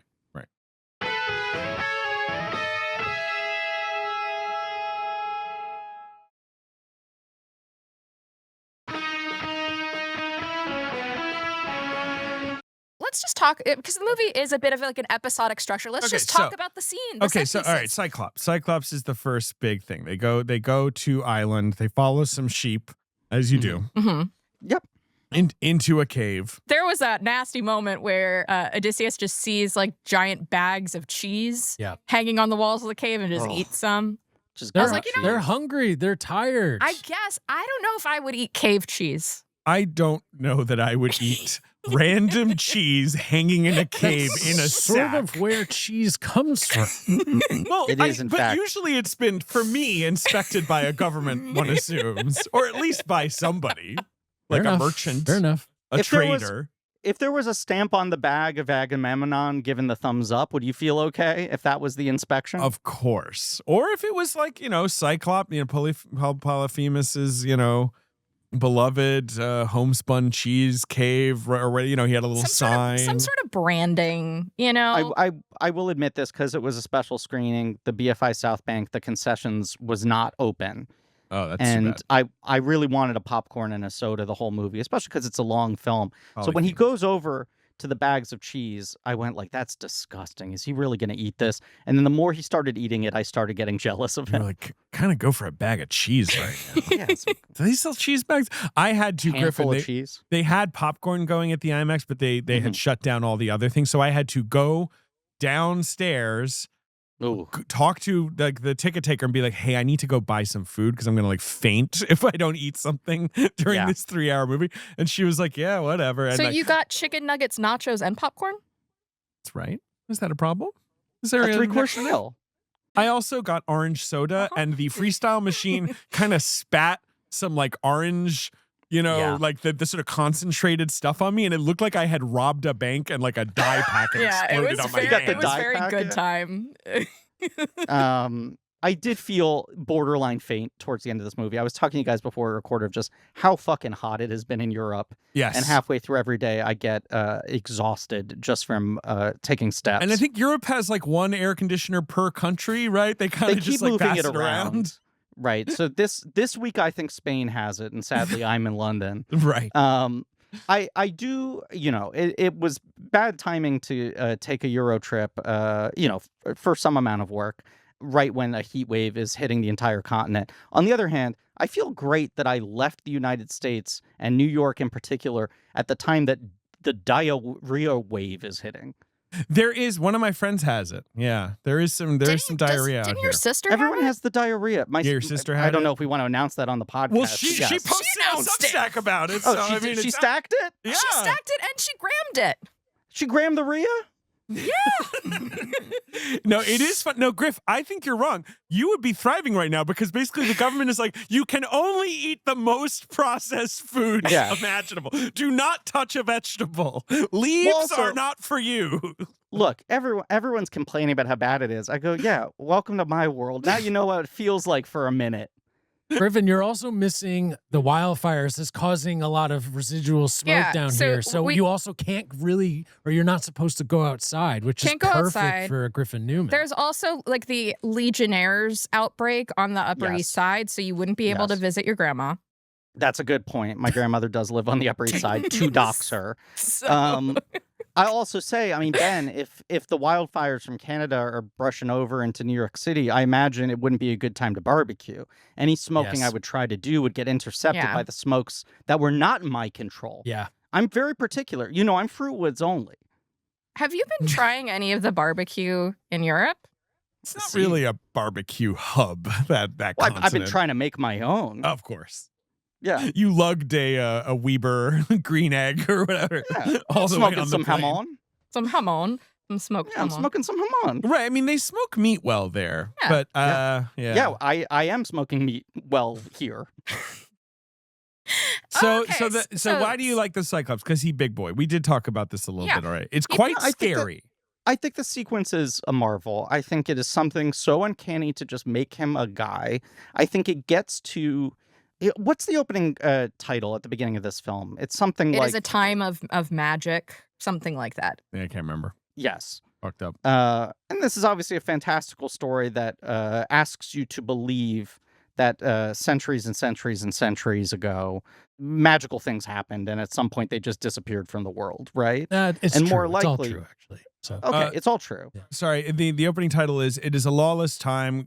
Crime syndicates compete for resources, food, medicine, and hyperfuel on the shipbuilding planet of Corellia. The foul lady Proxima forces runaways into a life of crime in exchange for shelter and protection." And coaxium, you can smoke that, right? You can keep it hot. Coaxium needs to be cool as hell, so we got to keep it away from Madrid right now. Oh, it needs to be so cold. Absolutely. Yeah. At Paris, they got no AC. Right. Yeah, it is funny. The Paris, they're just like, no. The cigarettes have no filters. The apartments have no air conditioners. Yes, no air conditioners, but we're gonna smoke all the time. Yeah, right. And they take some damn naps. They do. They do. Have you been taking siestas? Napping. Oh, yeah, you kidding me? You siesta maxing out there? Oh, yeah. Sorry, I know we were making jokes, but I did look up the actual opening prologue line. Please. It is a time of apparent magic. Oh, that's there cool. we go. Love that. Yeah. This is a thing I like about the realization of the Cyclops. Tied to that is it feels like you're witnessing something that could... They make him a scale that clearly becomes magical, right? Right. But other than that, you're like, am I just looking at a person with facial differences? Am I looking at something that could have been misinterpreted and through the oral tradition of the story being told and retold and reprocessed got more and more extreme? Right. They don't, in the story, he talks to the Cyclops more because the whole thing is that he tricks him into thinking his name is Nobody. He also gets him drunk. He does And that's get him how he drunk. ends up falling asleep. Right. And, that's when the Cyclops is asked, like, who did this to you? He's like, nobody did this to me. Like, it's the trick, it's a classic Odysseus, the cunning guy, right? Mm-hmm. And Nolan has said, like, I just couldn't figure out how to make that work. Right. Like, it's just a different movie, I guess, if it's just like he's talking, like he wanted it, I guess, to feel more primal, which it does. He does talk, he makes noise, and he says Poseidon. And it made me so sad. It's very, It's quite effective. This is the other thing. It's that it makes the character more sad because you're sort of like, is he almost being bullied by these guys? Right. They treat him like he's not, intelligent at first. They're dealing with him like he's a wild animal. And then the realization that he has the ability of speech, which implies obviously like deeper internal thoughts, has come after they've already fucked with him a bunch. He also crunched a bunch of them. He did. That's true. He do be crunching. There's some self-defensive crunching. I liked that the aesthetics They of... went in his cave and ate his cheese. They But ate I his guess cheese. Zeus's law says you should offer your cave cheese to anyone who shows They up. made a nice fire for him. Yeah, that's Yeah. true. I thought the aesthetics of the Cyclops design really reminded me of 90s, like, I could have seen him in like the Madonna Bedtime Stories music video. That's a Marie thought right there. I like that his eye is Isn't it? sideways. Yeah, Yes. it's kind of vaginal. A little bit. And that's another Marie thought right there. A little bit. Well, Anyway, That's he a good burns his friggin' eye. He does. he does. Gives him a He little lights poke. the sword on fire, and they poke him to wake him up, and then stab him in the eye. Yeah, and they have the hay and they're Pretend to be sheep. pretending to be the sheep, which is, that is classic. In the Arthur version of the Odyssey, because they don't want to really show violence, the Cyclops is embodied by Buster, the rabbit. Perfect. Yes. And Arthur's best DW friend. just ties his ears around his eyes. His eye. Is the Odyssey episode of Arthur from the Steven Crowder era, or was he not voicing Brain at that time? I have to admit that I am not super familiar with the cast and crew behind the show Arthur. Okay.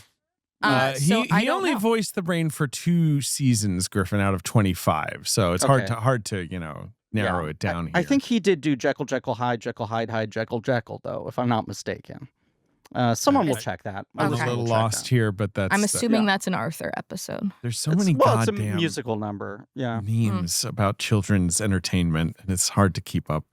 So they escape.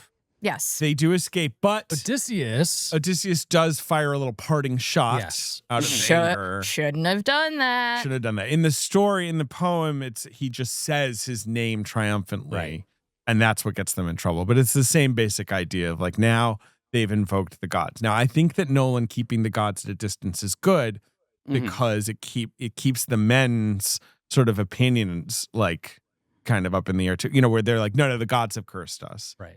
But I like the idea that it's like, or maybe you cursed yourselves just by, the way you've behaved over the years, like without it not having magic. Because Obviously, Odysseus it still has magic. hubris kind of throughout the story. Let's call out He's another heavy on thing hubris. here. I think it's maybe our true introduction to Odysseus in the movie, but in that first 30 minutes where we're getting so much information in different times thrown at us, we're watching Tom Holland train with Mentor, who of course is Ryan Hurst, our friend from the Lady Killers, who played Lump. He's got and now- he looks like he just walked off like the set of Sons of Anarchy or Vikings or Yeah. whatever. Like Yeah. he's looking great. David, would you be surprised to hear that in fact he was on Sons of Anarchy? Yes. Yeah. And No. of course, next is playing Kratos in the God of War series that everyone thinks looks perfect. Oh, everyone's grumpy about that one, which is the first time that video game fans have had some objection to an adaptation of their material. What I was going to say is we're introduced. Tom Holland is training with Mentor, and they're sort of explaining the way that his father used to fight and his rules and everything. And then there's like a flashback within a flashback, And Odysseus is explaining his whole method of stringing his bow, which is sort of his like Mjolnir test of no one can take the throne unless they can string his bow, a thing that only he can do, but also that he loves to pluck the bow to sort of play the musical note before, because he thinks it's the honorable thing to do to alert whatever he is about to shoot at, that he's engaging them in battle. Whether that there prey needs to be or like opponent. rules. That hunting is the same. Yeah. Yes. You know what he doesn't? The Trojan horse is the complete denial of Correct, the warning. Yes. But even here with the Cyclops, you know, he like tricks him and then he turns around and yells like another one. Yeah. And just fucking like spikes he does briefly slip into Khaled mode, and he regrets it for the rest of his does. life. And he brings out like 20 guest acts. Yeah. Right. While we're Himesh Patel! That guy you've seen in a lot of movies playing heavies! What's his name again? Can we shout out Himesh Patel for a second, who we were introduced shout to, out obviously. to Himesh Patel. Andrew in Howard is who Yesterday. I'm mentioning there. By Okay. the way. Yeah, and Will Yun Lee. But yeah, no, Himesh Patel, who's in Tenet, Yes. and is wonderful in Tenet. Plays kind of an Adam Goldberg, gum-chewing, annoyed asshole in that. Yeah, he's And then- in the one set piece, basically. I Right. guess he's in two. But he's like a helper guy. You want me to do what? Like, he's Yeah, that right. kind of guy. Crash a plane into a free port? Like, Right. And then yesterday, he's obviously like doing a Hugh Grant thing, I think incredibly well. he's And such a then in cutie pie. this, he's just playing like ultimate straight arrow right-hand man who's increasingly questioning what is this mission we're on? Can I trust this guy? I got a bone to pick with Wikipedia for the Odyssey in parentheses 2026 film.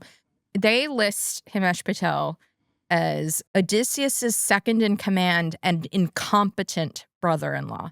Perhaps in again, I have not read the poem. Yeah, in the poem, Odyssey.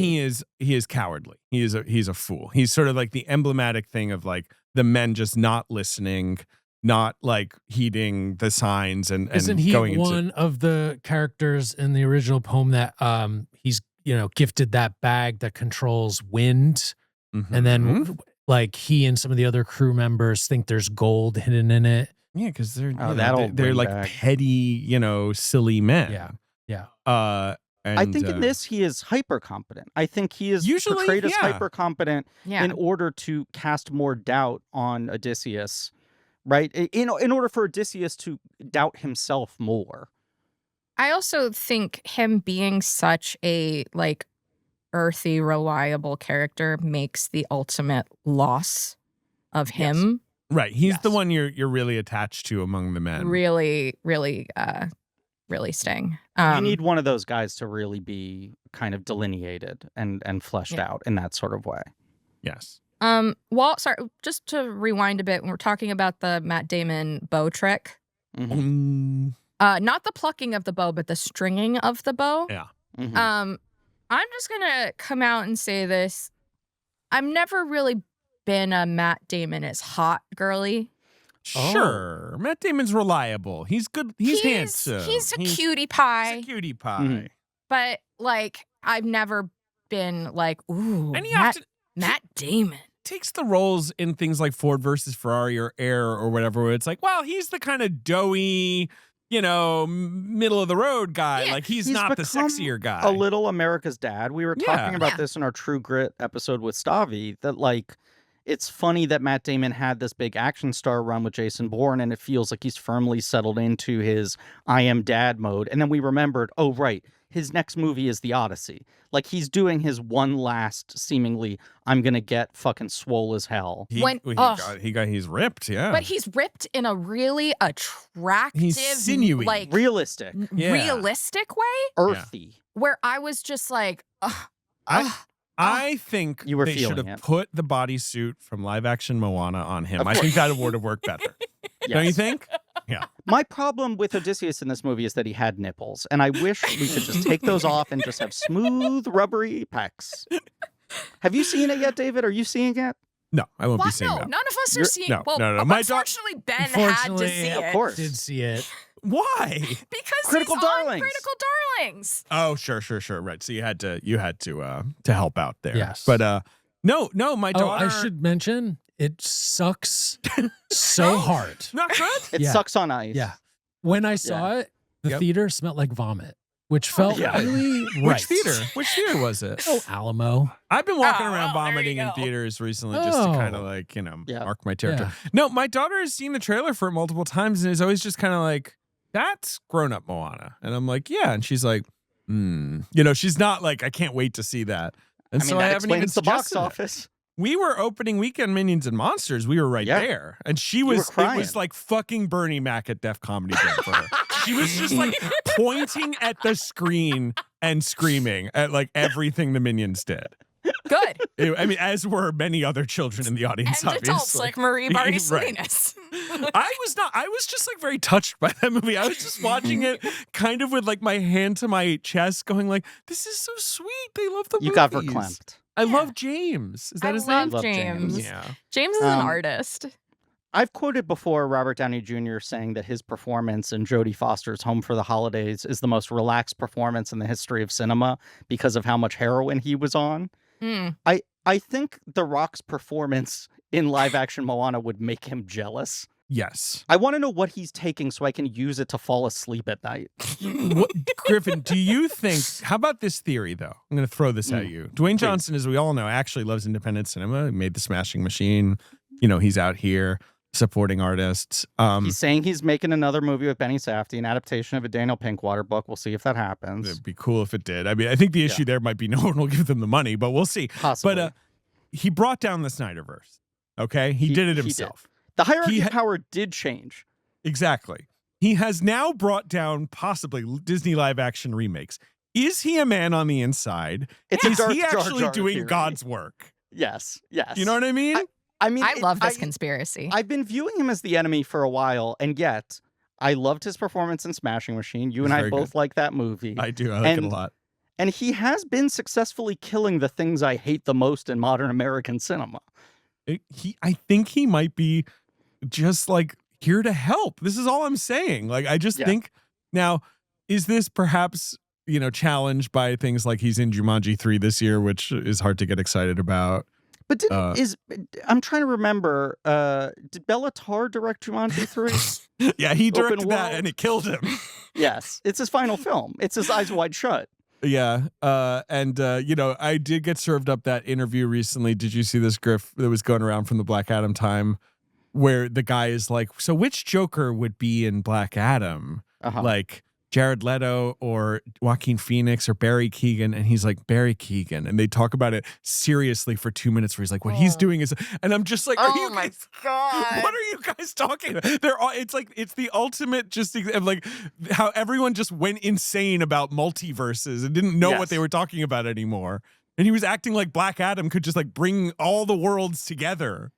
I know we've already made this joke within this conversational circle, but I just need to underline it. There is nothing funnier in the world than a year-long marketing campaign that was all framed around the hierarchy of power in the DC universe will change, and he conclusively did do that. Yes. It's not in the way he intended. He fully lived up. He did intend it. Maybe he's a force of good. Anyway. Moana's dog piss. Yeah, I believe you. I won't be seeing it ever. Okay, we talked about Cyclops. Okay, so Poseidon friggin' pissed. Poseidon mad because they fucked with his son. Yeah. So they get driven to another island. That's Cyclops' dad. Which is where they meet the large men, Ben, that you were big dude. You approved of so much. Yeah. And I do the nightmare of the kid who's like laughing and that stinker. He's got kind of Wilder energy. Yeah. What's that? Oh, sure. Yeah. Yeah, your arch nemesis. Right.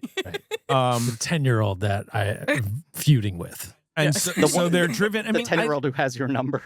Nolan is so good at this like stark nightmare stuff. Yeah. Yes. But when they go to the other side of the island and they're just seeing the animals, like the tiger and the lion, like the weird. Oh, that's just on kind of Cersei. looking at That's them. on Cersei's island. It's the same island. Oh, it's the same island. Yeah, same island. Yeah. Oh, I thought it was different islands. And they encounter Cersei. And this is, it was just like, I know that Cersei will turn them into pigs, right? And I know that Christopher Nolan really tries not to use CGI, obviously. I mean, I'm sure he used it a little bit in this, Griff, because he's, you know, he's making the guys big. There's the big whirlpool. Like, there's stuff. There's the creature when they have to make the bargain, the rock creature with the that's that's the one thing that felt conclusively CGI. Right. Where it's like, what are you going to do? I mean, right. Some of this has to be, I know so much of it for him is he doesn't want these stages in the process that will degrade the film. That when you run these things through optical printing and then you have to, or rather, unless you do optical printing, if you're running them through a computer and then you're sort of outputting it again onto film, you're losing fidelity. And so I know he tries to keep those things to an absolute minimum, but it is just sort of striking to just see guys who are big and not 80 feet tall big. Yeah. Right. But just big enough just to a be little unsettling. too big. Yes. But the way they so simply have her just like stretching the faces to turn into pig. Oh my god. And just the grossness of them. the like what entrail soup that Oh they're my god, eating. so Because gross. it starts forming this like waxy kind of like So weird good. icicle coming out of their throats. I like wanted to throw up because Did it not remind you all of Spirited Away? Of course. Well, Spirited Well, Away is referencing the whole that. I thing. mean, Oh, sure. right. Yeah. Yeah. that's this is the first time anyone told these tales. So the TV version of the Odyssey that we were talking about that was being really bad. Do you know who plays Cersei in that, Griffin? Tell me. Or tell Griffin. Fran Sinclair from the TV show Dinosaurs? Close. Bernadette Peters. Oh, which does Hell. sound cool. Yes. As soon as I found that out, I was like, oh, I could see her just like feeding slop to pigs. Like, just being like, all right, eat my slop. Eat my slop. Oh my God. slop She looks pretty rolls. hot. Yeah. God, Bernadette Peters a babe. We love her. We do love her. But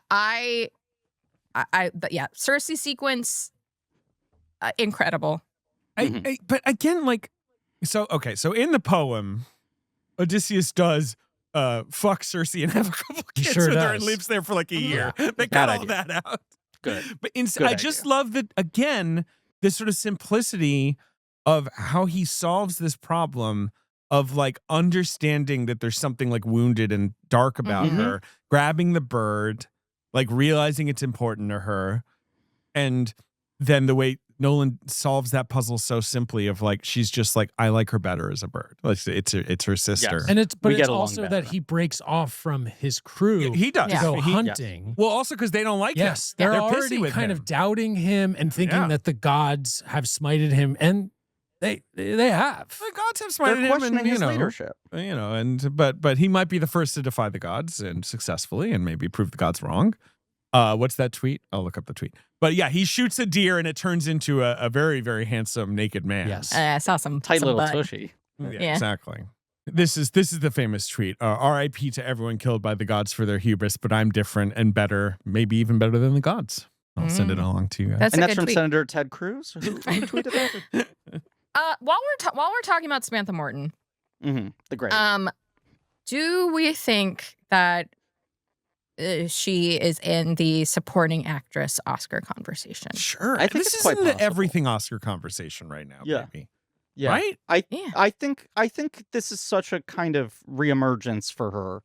And it's such a scene-stealing role. And even in the way that Nolan's been talking about her performance in the movie, he's been really spotlighting her in interviews. Yeah. Right. Even though she's not part of the core like press team that they're pushing out there. Right. And he said like there are 2 times. He compared her entire- to Heath Ledger's. Oh, sorry. I'm stepping on your thing. Yeah. Okay. No, he said there are 2 times in my filmmaking career where an actor has done something that when I called cut, the crew broke into applause. Wow. And it was Heath Ledger, I think, during the pencil trick scene, Right. and this. And when John David Washington said, I ordered my hot sauce an hour ago. That was the third time. Well, but to be fair, they applauded the hot sauce. That's actually what they were applauding. And when Elizabeth Debicki opened a car door with her foot, even though she was on the other side of the car. Remember that? Yeah, when she height maxes. I gotta When she watch- leg maxes. I gotta watch Tenet again. You gotta watch Tenet every single day of your life. That's Yeah, a you should big watch it time yesterday. commitment. I don't have that much time. I don't know if you noticed, but there was applause in our audience when her name came up in the credits. Oh, that's nice. I did not notice that. Yeah. I was just My crowd up. had one guy, like the Not Another Teen Movie guy, who was trying so hard to get applause breaks happening throughout the movie. And the movie's a little too contemplative and moody. Yeah, our even only applause breaks were for the moment where Corey gets the arrow to the throat upon saying you're Odysseus, which rocks. Correct. That is the got only time it successfully happened in my theater. This guy truly tried 10 times. Right. There were 10 times where you would hear. Maybe he was trying to turn on a light and he had a clap. Do you think it could have been that? He was clapping on. Clap on. I want to say about the Cersei sequence. Yeah. That much like the village that burns themselves down preemptively, her whole rationale is, I know, men, they were going to do something, right? Mm-hmm. That Odysseus is like, why did you do this to them? They didn't do anything to you. And she's like, I know where it's going. Yeah. That there is a time of such incredible distrust happening that people have started defying the gods, that they've started defying each other, that they're defying the laws of like behavior, and that everyone is just on the defense all the time. Yes, like she can't trust anything anymore, as we have said already. You know, everyone's speaking of these invaders from the sea who don't follow Zeus's law. And yeah, I mean, could she have maybe asked 5 to 10 questions before she served them pig soup? Maybe. I don't know. Maybe. She's gone a little mad up there on her by herself. She's also just got Question pig one, soup are you on bad? On the back burner all the time. All the time. They are like, All the oh, time. you have food? And she's like, yep, slop it up, sloppies. It's so gross looking. It was so disgusting. So she is the one who says, you're going to have to go to hell, Hades. Mhm. Sorry, you know. And he's like, nobody ever does that. And she's like, I don't know what to tell you, man. You're going to be the first. You're going to You pull it gotta off. go. Yeah. And so they go to the underworld. Pretty rad. Of Oh them. my God, it's so sick. It And the was black beach. The black, beach, the black Icelandic volcanic, beach. Yeah. Ugh, I need to go to Iceland. It's beautiful. And it's a 4-hour flight. I know gotta do that. I'm gonna do it. I've been, I wanna do it. it's been on my Sit list. right over there. for They have years. hot dogs. Oh, good. Okay. That was the only thing holding me back. I'm glad you know they have Exactly. hot dogs. Yeah, pop over there for an Icelandic hot dog. Okay, perfect. That's great news. And yes, and this is James Remar. First, he Okay, inquires yes. as to like, did Samantha ever show up and is just like that and just like that? And Damon's like, yeah, but it was weird. They clearly just kind of shot it separately, and she just kind of like has a one-sided phone call, and it wasn't really satisfying for anyone. He tells Odysseus to meet him at the top where the air is crisp. That's a Girl Next Door reference. Cannot. Wow. Remar cooks in that movie. He's always cooking. I mean, the guy cooks. Apart from Mortal Kombat Annihilation, where the stove was broken, I guess. But The gas was cut. yeah, Marie did remind me on the subway ride home of the other Next Door movie. What's the Jennifer Lopez movie? The Boy Next The Door. Boy Next Door, Oh, sure. where no, someone you say it. either she gifts the Boy Next Door or the Boy Next Door gifts her I think a it's the boy. first edition of the Odyssey. Yes, a first Yes, edition yes. of the Odyssey. Yes, Yes. iconic. Could we do a Next Door Patreon series? Well, okay. Are we doing movies with the title Next Door in them? The Because something there's next also door. like kind of a lot of like fucked up neighbor movies. You know what I Okay, mean? Boy Like, Pacific Next Door, Heights? Girl Next Door. okay, he's on the Next Door. Next Door. Okay. We've also got Girl Next Door, Boy Next Door. we've got a 2020. Oh no, that's a TV miniseries. I'm out on that. Are there any other good ones? The Girl Next. There's two Sometimes Girl we Next are. The Doors. Spy Next Door. Okay. Jackie Chan, The Spy Next Door. Uh-huh. I'm not seeing a lot of good stuff here. I think you would have to more do a neighbor series, right? Like Rear Window well, that, but you know, kind of yeah, thing, like right? yeah, exactly. Like, what's the one where Samuel L. Jackson's the cop Late- who doesn't I like like them that. because it they're begins white? with- it Lakeview begins- Terrace. Lakeview Terrace. You know, That's an I- insane bad Neil neighbor, abuse. Pacific Heights, Heights, which is right. really Yes. fun. Pacific you know, Heights, I love. any movie where people are like kind of peeking through blinds, you know, Blinders, yeah. and then like like something happens that makes them go Wasn't there like a racist Dennis Quaid Bad Neighbor movie recently? Yes, where again it's like The Intruder. the Dennis Quaid plays the Intruder. racist. Yeah. yeah, in because a it's stretch. Michael Ealy and Megan Good move next door. Okay. And he's like, "Hi, I'm your Yes. neighbor."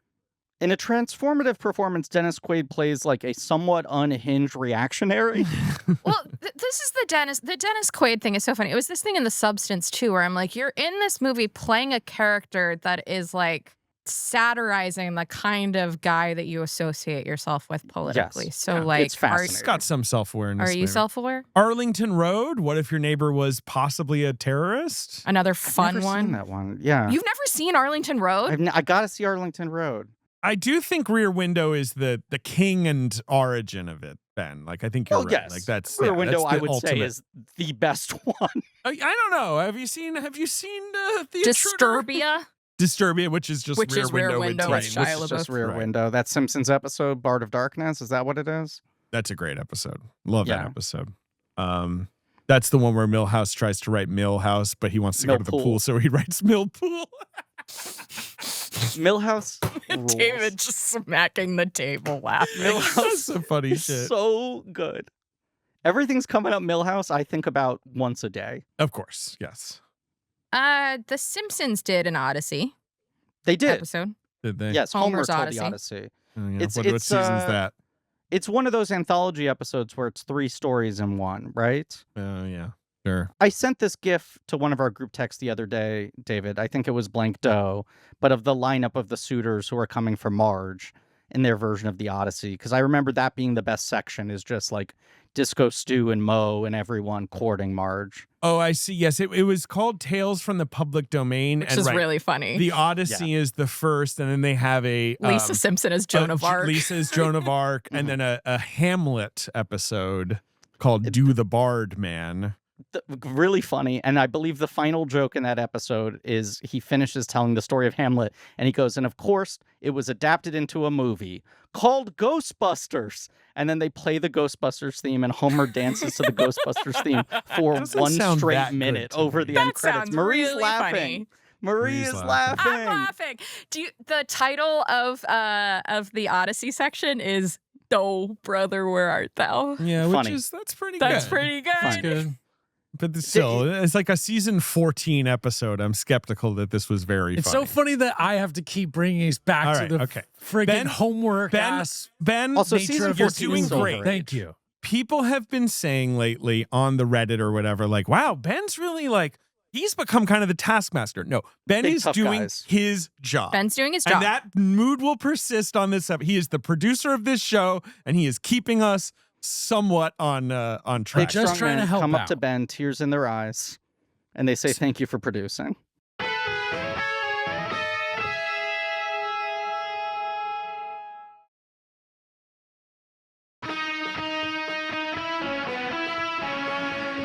So yes, the sequence on the beach, speaking to the blind prophet, beautifully done. Tyrese. This is yes, speaking to Elliot Page. right. So like Oh. Elliot Page kind of emerging as like the heart of the movie, as the sort of avatar of the men Odysseus sacrificed for what exactly? And the betrayal, because Yes. basically what happened with Sinon is that they convinced Sinon they actually did leave.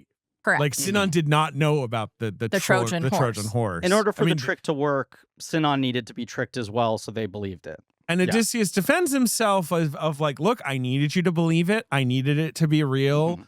You died, and I heard you die, and I was sad about it, but it meant others didn't have to die. But you can tell he knows, like, this is a bit of a, because it's like, what? So for what? So that And we could pillage a city, like and that. what You know, the whole reason of the Trojan War is like literally the dumbest thing. it's trade routes or whatever. You know, come Well, on, no, bring up that's Jar what- Jar no, Binks. It was it's Well, you some mean- guy's wife. Well, okay. The stated reason, obviously, yes, is that Paris of Troy stole Helen from Menelaus, Yeah. Her And- face and- too pretty. right, and brought her. But they say in this, it's like Agamemnon would, like, even if we got Helen back, like Agamemnon wants to disrupt Troy's like control over It's the what the trade. fucking you know. Republicans do. They blame it on some other thing. Wait, the Republicans? I thought that was like a stand-up party founded by Abraham Lincoln that's never done anything wrong. Griffin. Oh, you're right. I'm sorry. So we They were actually the good ones all along. we see Agamemnon. He has been murdered. Yes, this is right. So then we're moving over to Mhm. who goes to see Menelaus, played by John Bernthal. Brother Very of good. Agamemnon. Right. Very good Bernthal. Oh, yeah. When is he bad? Only when he hosts a podcast. I would say sometimes Bernthal can Did any of you guys see? hit the gas a Did little any too of you heavy. guys see Dog Day Afternoon? No, on I did Broadway? not, because I heard quite it was poor. bad. Yeah. This is what I heard as well. I heard some very loud rumors that it was not good. Someone told me that it opened and people were laughing and they had not anticipated that. And so then they leaned into it. That doesn't sound good to me. But I Bernthal's think excellent in this. he's excellent. And it's like Telemachus is seeing in Bernthal. Bernthal's like, yay, I won. Now I'm here. Shit's mad. Helen doesn't like me. You know, her face is all scarred. Yeah, my hot wife isn't even hot anymore. Right. And then Yeah, and she's Helen's only going like, to launch 500 ships now. Yeah, right. And Helen's like, and don't forget what happened to Agamemnon. I was like, I don't want to talk about that. We're not even going to talk about that. But it's another thing that we had been seeded. It's seeded very early in the story where Odysseus tells Penelope, like, Agamemnon, like, sacrificed his daughter for favorable winds or whatever. And Penelope's like, what? And like, Odysseus is like, I don't, it's the spoils, it's war. What are you going to do? And like, the minute Agamemnon comes home a champion, like, his wife is still mad about that and murders him. Yeah. And both roles, of course, played by Lupita Nyong'o. The great. Yeah. We also get at some point around here the fuller sequence of the Trojan horse attack. Yeah. We see that before they go to the underworld, right? Because we've seen sort of like Sinon's sacrifice more in full. Oh, sure. We also see, I like that this movie answers some of the practical questions I have had about the Trojan horse. It was stinky in there. They were just These shitting, guys- pissing, puking. It really reminded me of Dunkirk. Yeah. Yep. Mm-hmm. I also love that they show that anytime the horse is like turned over, that all the guys inside need to have to like re-brace reconfigure their themselves. bodies. Yeah. At one point, the Troy soldiers are stabbing the horse, and one guy gets stabbed, and they all like cover up his mouth. Yeah. The guy's just drowning at the bottom of it. Oh, yeah. You don't want to be at the A bottom. bunch of guys You died don't wanna at be the at the- bottom You of want the to be horse. near like the head. Yeah. Yeah. Get me near the head of the horse, please. Very jackass. Not the Very ass. jackass of them. Very jackass. Great jackass stunt. Yes. Yes. I'm Odysseus, and this is Jack. And then it's just like the horse. And everyone's like This is piling the it wooden in. horse. Oh man, and there would be one point where like Preston Lacey would fall on top of Wee Man inside the horse. Sure. That would You be know? really funny. Yeah. What I was gonna say is that John Bernthal, another thing that was like very much out of context in the teaser for this movie of him just being like, "Hey, you want to hear about my brother?" Like just talking like John Bernthal or whatever. And that was another like it. thing in the trailer where I was like, all right, you got Tom Holland whining about like my dad's coming home. And then John Bernthal just talking like John Bernthal. And I was like, But it's removing the distance from these things. And I was Yes. also talking to a friend who was saying that, like, there are a million different translations of these things. And some of them are like, no, the wording is something more casual than father. it totally Right. works for me in the Totally. context of the movie. The characterization 100%. of these like the way that these characters are portrayed makes absolute sense and ultimately makes the story really relatable for contemporary audiences, but not in a way that feels forced. Yeah. But I was They're not saying hello, fellow kids. right. I just rewatched Amadeus last week, which perfect movie, but again, Yes. that to me is like the classic version of we're going to apply sort of like modern sensibilities to it, Yeah. to a historical story, but it just works. To wrap the black sand beach, like the It's so cool scale how they come out of right the when they sand. all come out of the sand and start charging, where it's like all the shades want is like news of people who are alive, right? Like this is where it's sort of seeded for Odysseus of like, you're gonna need to pay tribute to the men you lost, like you haven't been honoring their deaths enough. And then Telemachus, I feel like, for Menelaus, is getting the sort of the information of like, you can't just walk back to your house and think everyone's going to be happy to see you. Odysseus will need to survey the landscape when he arrives, Yes. Yeah, and you got the intrigue of like Pattinson and Corey and all these guys are like, maybe we should kill Telemachus, whatever. That's all a little bit of kind of like Yeah. that's screenplay chaff or like. But Pattinson's big seduction scene is pretty excellent. Yeah. Yeah. Yes. He does a good job of towing the line between being actually really convincing, but also winking at the audience. He plays the character as a fairly good actor. Yes. Which is hard to do, to show that he's almost pulling it off. And then what happens next? Well, so he gets the prophecy and he knows, Odysseus knows what's to come.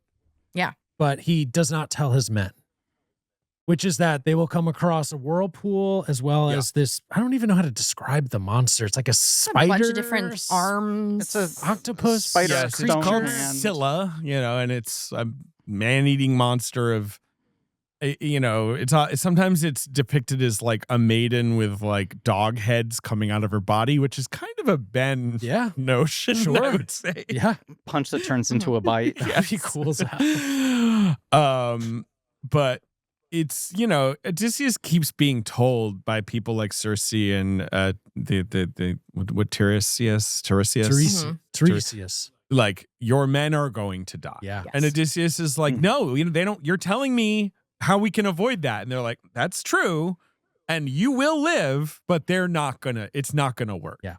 And like their ultimate fallibility is like they make it to this island where they're like, don't eat those juicy cows. And those They cows belong- look good. Those cows look good. They belong to the sun god Apollo. So you can't You fucking can't eat them. fucking eat the but cows. it's just like a marshmallow test of like, but the minute you're here, you can't leave. The winds die down, and you're just gonna get hungrier and hungrier until you're like, well, maybe we have to eat the cows, and then they all get struck down in a storm. They go in their little barbecue hole, Griff. They do go in a secret barbecue hole. They smoke They those get cows. smoked. Yeah, that is true. We also see the sirens. We do. And again, Nolan connects this to like Odysseus is like longing for what is lost. Like versus just like he's so horny for these hot ass singers, which is sort of the classic Sirens thing of him being like, let me at him. Yeah. I want to get there, Instead, he's just wailing and crying. Like, A great performance moment from Damon there. yeah. Oh, incredible shit. When he says the thing of like, it's like the tastiest itch, and when you go to scratch it, you realize it's under the skin, is so evocative. It's good shit. It's really this good is shit. some good shit. I think he pulled off some good shit here, Nolan. I'm going to tell him that in a typed note. Ben, I assume that you believe if you listen to the Sirens, everything would turn out okay and you'd marry all They of would them. just be like, you're so chill. You rock. Now you can go. Here's Thank a you bunch for of your money. time. They give you money. Yeah. Of course. Bunch of gold, Here are our baby. wallets. And so yes, what else? I wanted to ask I guess about then he the gets boat back to stuff. Ithaca. What do you think of the boat stuff? Because they Boat shot stuff. on a friggin' real ass boat, man. I think like the oldest available boat is what they used. It's like a Viking boat. Ilga's piece for Yes, I need New to York read that. Mag. It's the boat is called the Draken, Very cool. 115-foot boat from Norway. Right. I guess it's a modern built boat. Yeah. Because obviously you're not allowed to take like items of antiquity out to the open ocean or whatever. They But just go it's by some like London museum and they're like, "Can I have that?" But it's imitating obviously like an ancient Viking longship or whatever. And I would have thrown up. yeah, I mean, I think a lot of people did. I read some story about Nolan being like, "Do you mind if I shoot you throwing up?" Yeah, I read that too. Cool. Which is cool. Yeah, I mean, Rowing seems relaxing. I don't know. it does not seem relaxing. I in could this get movie. into the groove of it. I'm telling you. Oh, sure. Like just to the, kind of like repetitive thing. put on some ambient music in the AirPods. Toss some Aphex He Twin doesn't on need and let's ambient go. music. He just listens to the Sirens. That's true. Yeah. Right. Yeah. Good rowing music. Yep. Yeah, I think I would have died at Troy. No, I would have died before we even got to Troy. Like I That's- wouldn't have yes. made it that Right. far. I wouldn't have No. made it that far. Right. Exactly. They would have eaten me. Let's be honest. In this time, I would have died in the cradle. Yeah, exactly. Die right away. I would have died of like air allergy or some shit. Maybe I would have been sacrificed. Because I am like a firstborn child, you know. They would have tried to sacrifice me, and the gods would have rejected me. Yeah. They'd be like, no, thank you. What are we supposed to do with that shit? Okay. Also throughout this whole time we keep cutting into Odysseus with Calypso. She keeps being like, remember more. What happened to your men? What happened to your men? And finally, he breaks down. Yes, finally Calypso, right. And he is mad at Calypso, but she's kind of like, look, man, you needed to get, like, I feel like traditionally Calypso is just a trickster. Like Calypso literally means like steel drum. Right, yeah. She who conceals. Like that she's like a liar, right? But like she's just kind of like, if you wanted to go, you would have remembered. Like you're only remembering now because you're finally ready. Yeah. To sort of accept the emotional truth. Now, like, would Penelope be thrilled to hear this? No. But and so yes, he goes home in disguise as a beggar. God bless Nolan. Like he is very true to the tale of the Odyssey, which is like the last part of it is Odysseus disguised as a beggar hanging out in his house, being like, Yeah, I loved all the beggar stuff. I also love that Leguizamo gets to shine so much in this section. So much more legs. Because he becomes the one ally he has. Right. Well, there's that nice old lady. Yeah, who notices his leg scar. Also the dog. The dog. The dog. Finally rest. What's the dog's name? Argos? Argos. Oh, I'm so sad. Poor boy. Apparently it's very controversial that in this film he touches the dog. It's controversial that he touches the dog? It doesn't sound that controversial to me. I don't know. People are like, he's not supposed to touch the dog. I did find it so funny in that interview that they were asking Nolan, like, are you worried about this backlash at all? And he was like, 1, I don't consider backlash from people who have not seen the film yet. 2, everyone forgets that I worked on Batman movies for a decade. I don't think people forget that, but he's right. No, but he was just like, I dealt with fucking nerds for a decade. I don't give a shit. So by the touching the dog, Tom Holland recognizes this is my dad. Yes, that is when Telemachus puts it together. Yeah. Thank God, because Telemachus would seem really dumb otherwise, I think, at a certain point. Sure. Where this guy's like, no, I'm not Odysseus, but I know him, and he's coming this way soon. Okay, sorry. Yes. So the thing with the dog is the dog is what potentially gives him away. Yes. His identity. So the question is, does Odysseus kill the dog or does the dog die? Dog dies. The dog does die in the movie, but some people are like, actually, it should have been Odysseus killing the dog. Name an important or learned person who has said that. You cannot simply cite randos on Twitter. Is there a real person who has talked about this? Probably not. No, it is a bunch of comments from, and I will say this confidently, fools. So Penelope has set up this test for all of the suitors, which is the trick we see Odysseus do way earlier in the film, where they line up a bunch of axes. It's basically like this incredible target. It's a party trick he would do. Yes. He would string his bow and then he would fire the arrow along the axes, and it would be really cool. And everyone would say, "Odysseus, you're the best. Never leave." Yep. Fucking rules. And so now all these suitors are lining up. They can't even get this bow strung. It's so good. They're fools. Well, we gotta go back a bit. No, we don't. Yes, we do, because we have the whole scene when he talks to Penelope through the screen, and that's sure, because that's before. This is around. It's all it's all happening in this. It's before the trial, act. But yes, that sequence when it's finally revealed what actually he witnessed at Troy, and that That is the right. We've talked about it a little bit already, but that's the emotional thing Nolan's getting at. This is what he can't get over. And he's not revealing himself to her. No. He's using a fake name. Again, he's going kind of like, what if a guy who knew Odysseus knew that he felt really shitty about the sack of Troy? Because it had been kind of gnarly and bad. I had tears in my eyes. Oh no, it's so good. The revelation of Zendaya, like that really just crushed me. That worked for me so well. Yeah. Like the use of her in the sack of Troy, and then him looking at Athena, quote unquote, Because Zendaya basically was just some peasant woman who gets struck down, but then kind of embodies Athena then throughout the rest of the film. Like his guilt, his the story. Yeah. And the sequence is exciting. Like it's also genuinely thrilling to watch. Yeah. I mean, I think with these stories get passed down, and by virtue of them being passed down, you lose some of maybe the more unsavory elements. Like the fact that there is an adaptation of the Odyssey on the show Arthur. That, you know. Yes. I think that is, of course, the peak of the telling of the story. And Homer was happy about it. But The cruelty of tying Buster's ears together is something that Nolan daren't depict. Right. But there is so much emphasis on the heroic moments and the moments of valor that, like, maybe some of the other aspects of what happened don't get passed down.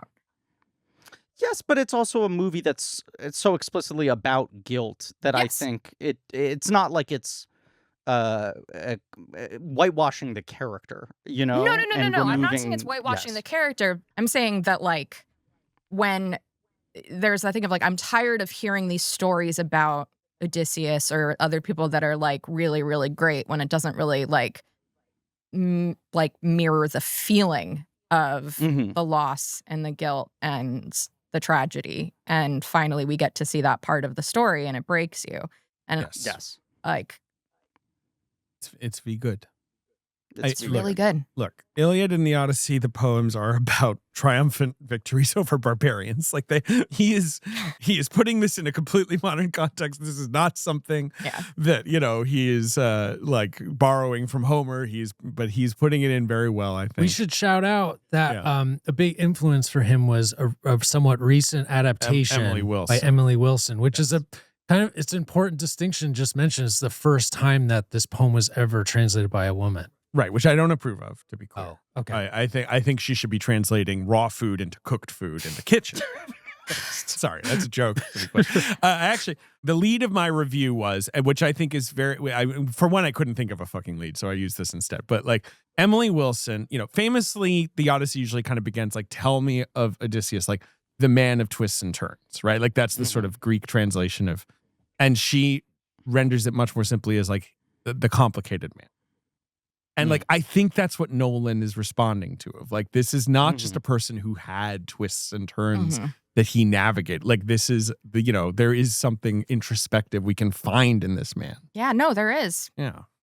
The other thing this movie reminded me of a lot, and I don't know if I haven't been reading or watching a ton of interviews with Nolan, so I don't know if he's already called this out a bunch. Reminded me a lot of Excalibur in sort of the vibe of it being this kind of like earthy dreaminess.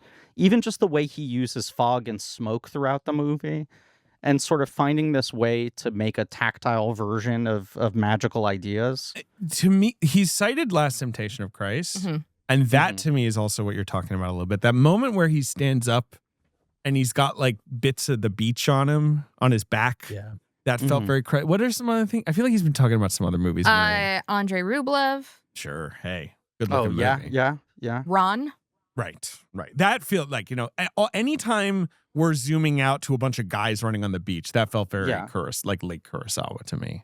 Girl Next Door, I've seen him call that out a couple times. Because of about like the fact that she's next door and James Remar. And also, is the juice worth the squeeze is kind of a common refrain in this movie. That's the Elisha Cuthbert movie? Yes. Right. Correct. And Timothy Oliphant is there? I would put him on the supporting actor ballot for that. Right. Year. He's the kind of like the Joey Pants who shows up late, and he's like, all I remember is that Paul Dano and Emile Hersher in that movie. They're in it. Right. Yes. He's like the Ray Liotta in Something Wild. Right. He's the spark plug at the third act. Right. He's really good. Yeah. Okay. He makes the 5. So he does the trial, reveal himself. None of those other men can string that fucking bow. He can string the bow. Pattinson is like, I won't even play the game. Like he's trying to take the he's like, I won't fall for your trick.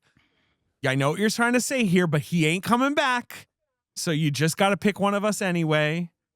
And that is, I feel like, around when Odysseus do shoot Corey Hawkins. Yeah, he do in the throat, and his last words are, "You're Odysseus." It was really cool. It just made me very happy. And it was really fun to see Matt Damon go apeshit. Yeah. Dude, that fight sequence is yes. incredible. Yeah. Quiet. It does feel like Quiet, this is yes. the last Mature time he's going to apeshit. go action star mode, Yeah. right? I mean, probably, except for maybe Odyssey 2. Too Odyssey, sure. Too Furious? I just feel like Damon is not a guy who's like desperately holding on to his ego of being a certain type of leading man. No, I mean, I when's feel the like he is last time happy he to made age an into- action movie? Exactly. The Last Born, Well, right? actually, The Rip, which I guess was this year. Yeah, but that's Which a is not, different like, kind of thing. That's more of like a thriller, Sorry, that movie, but it has some but action no, in but it. it's like, Yeah. gun action is different Of course. from It's this very different. action. Yeah. Right. And I guess the instigators, which everyone remembers so well, Jesus Christ. that- It took me a second to even pull what you were talking that's about. that was kind of capery. Like, But there's it's like capery. cars. He spends a lot of them. Like his character is, they take his like therapist, played by Hong Chow, hostage with them. Yeah. So it's a I lot did of watch like that him movie. talking to his therapist Right. while other people do stuff.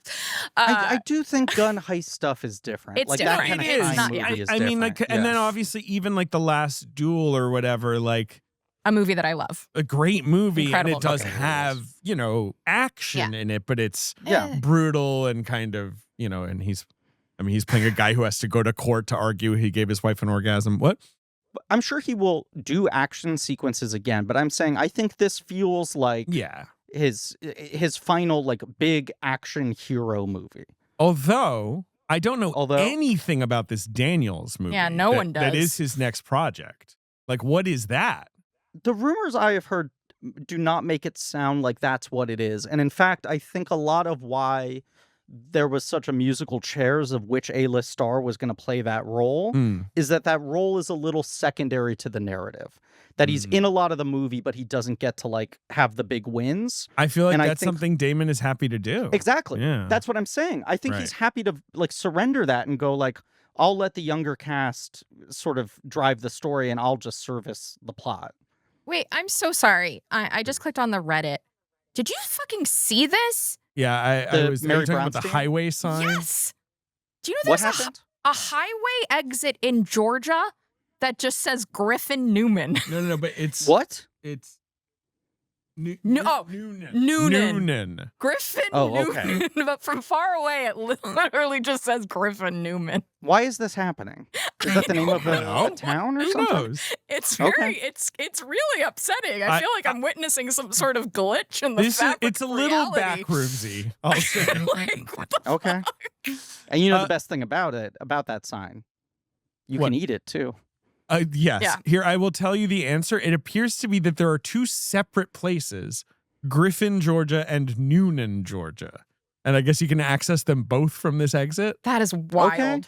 All right. Well, I should move to that intersection. I think you need to move there. we gotta go there maybe when we drive eventually to Disney World. Mm-hmm. Live show and in Griffin Newnan. Live show on Let me right get in by touch with the bookers down the there. Griffin Newman sign. Okay, sorry. Can we Back to the book the Odyssey. Yeah, he kill everyone. He kill kill everyone, and there's some. It's just like a fun sequence where you got Tom Holland and what's his name?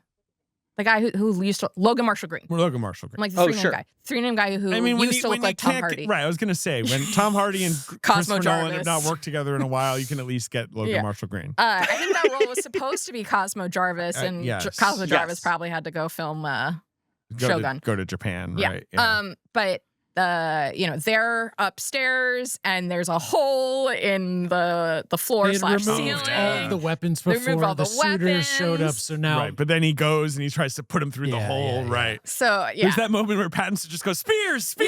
like that's, because he's not even doing anything. Pattinson in that No, scene he is sucks. so funny. He He's is. so funny. he's so good at playing this kind of like Yeah. desperation and this like faffishness, you know. I cannot wait to see him play Chris Hansen.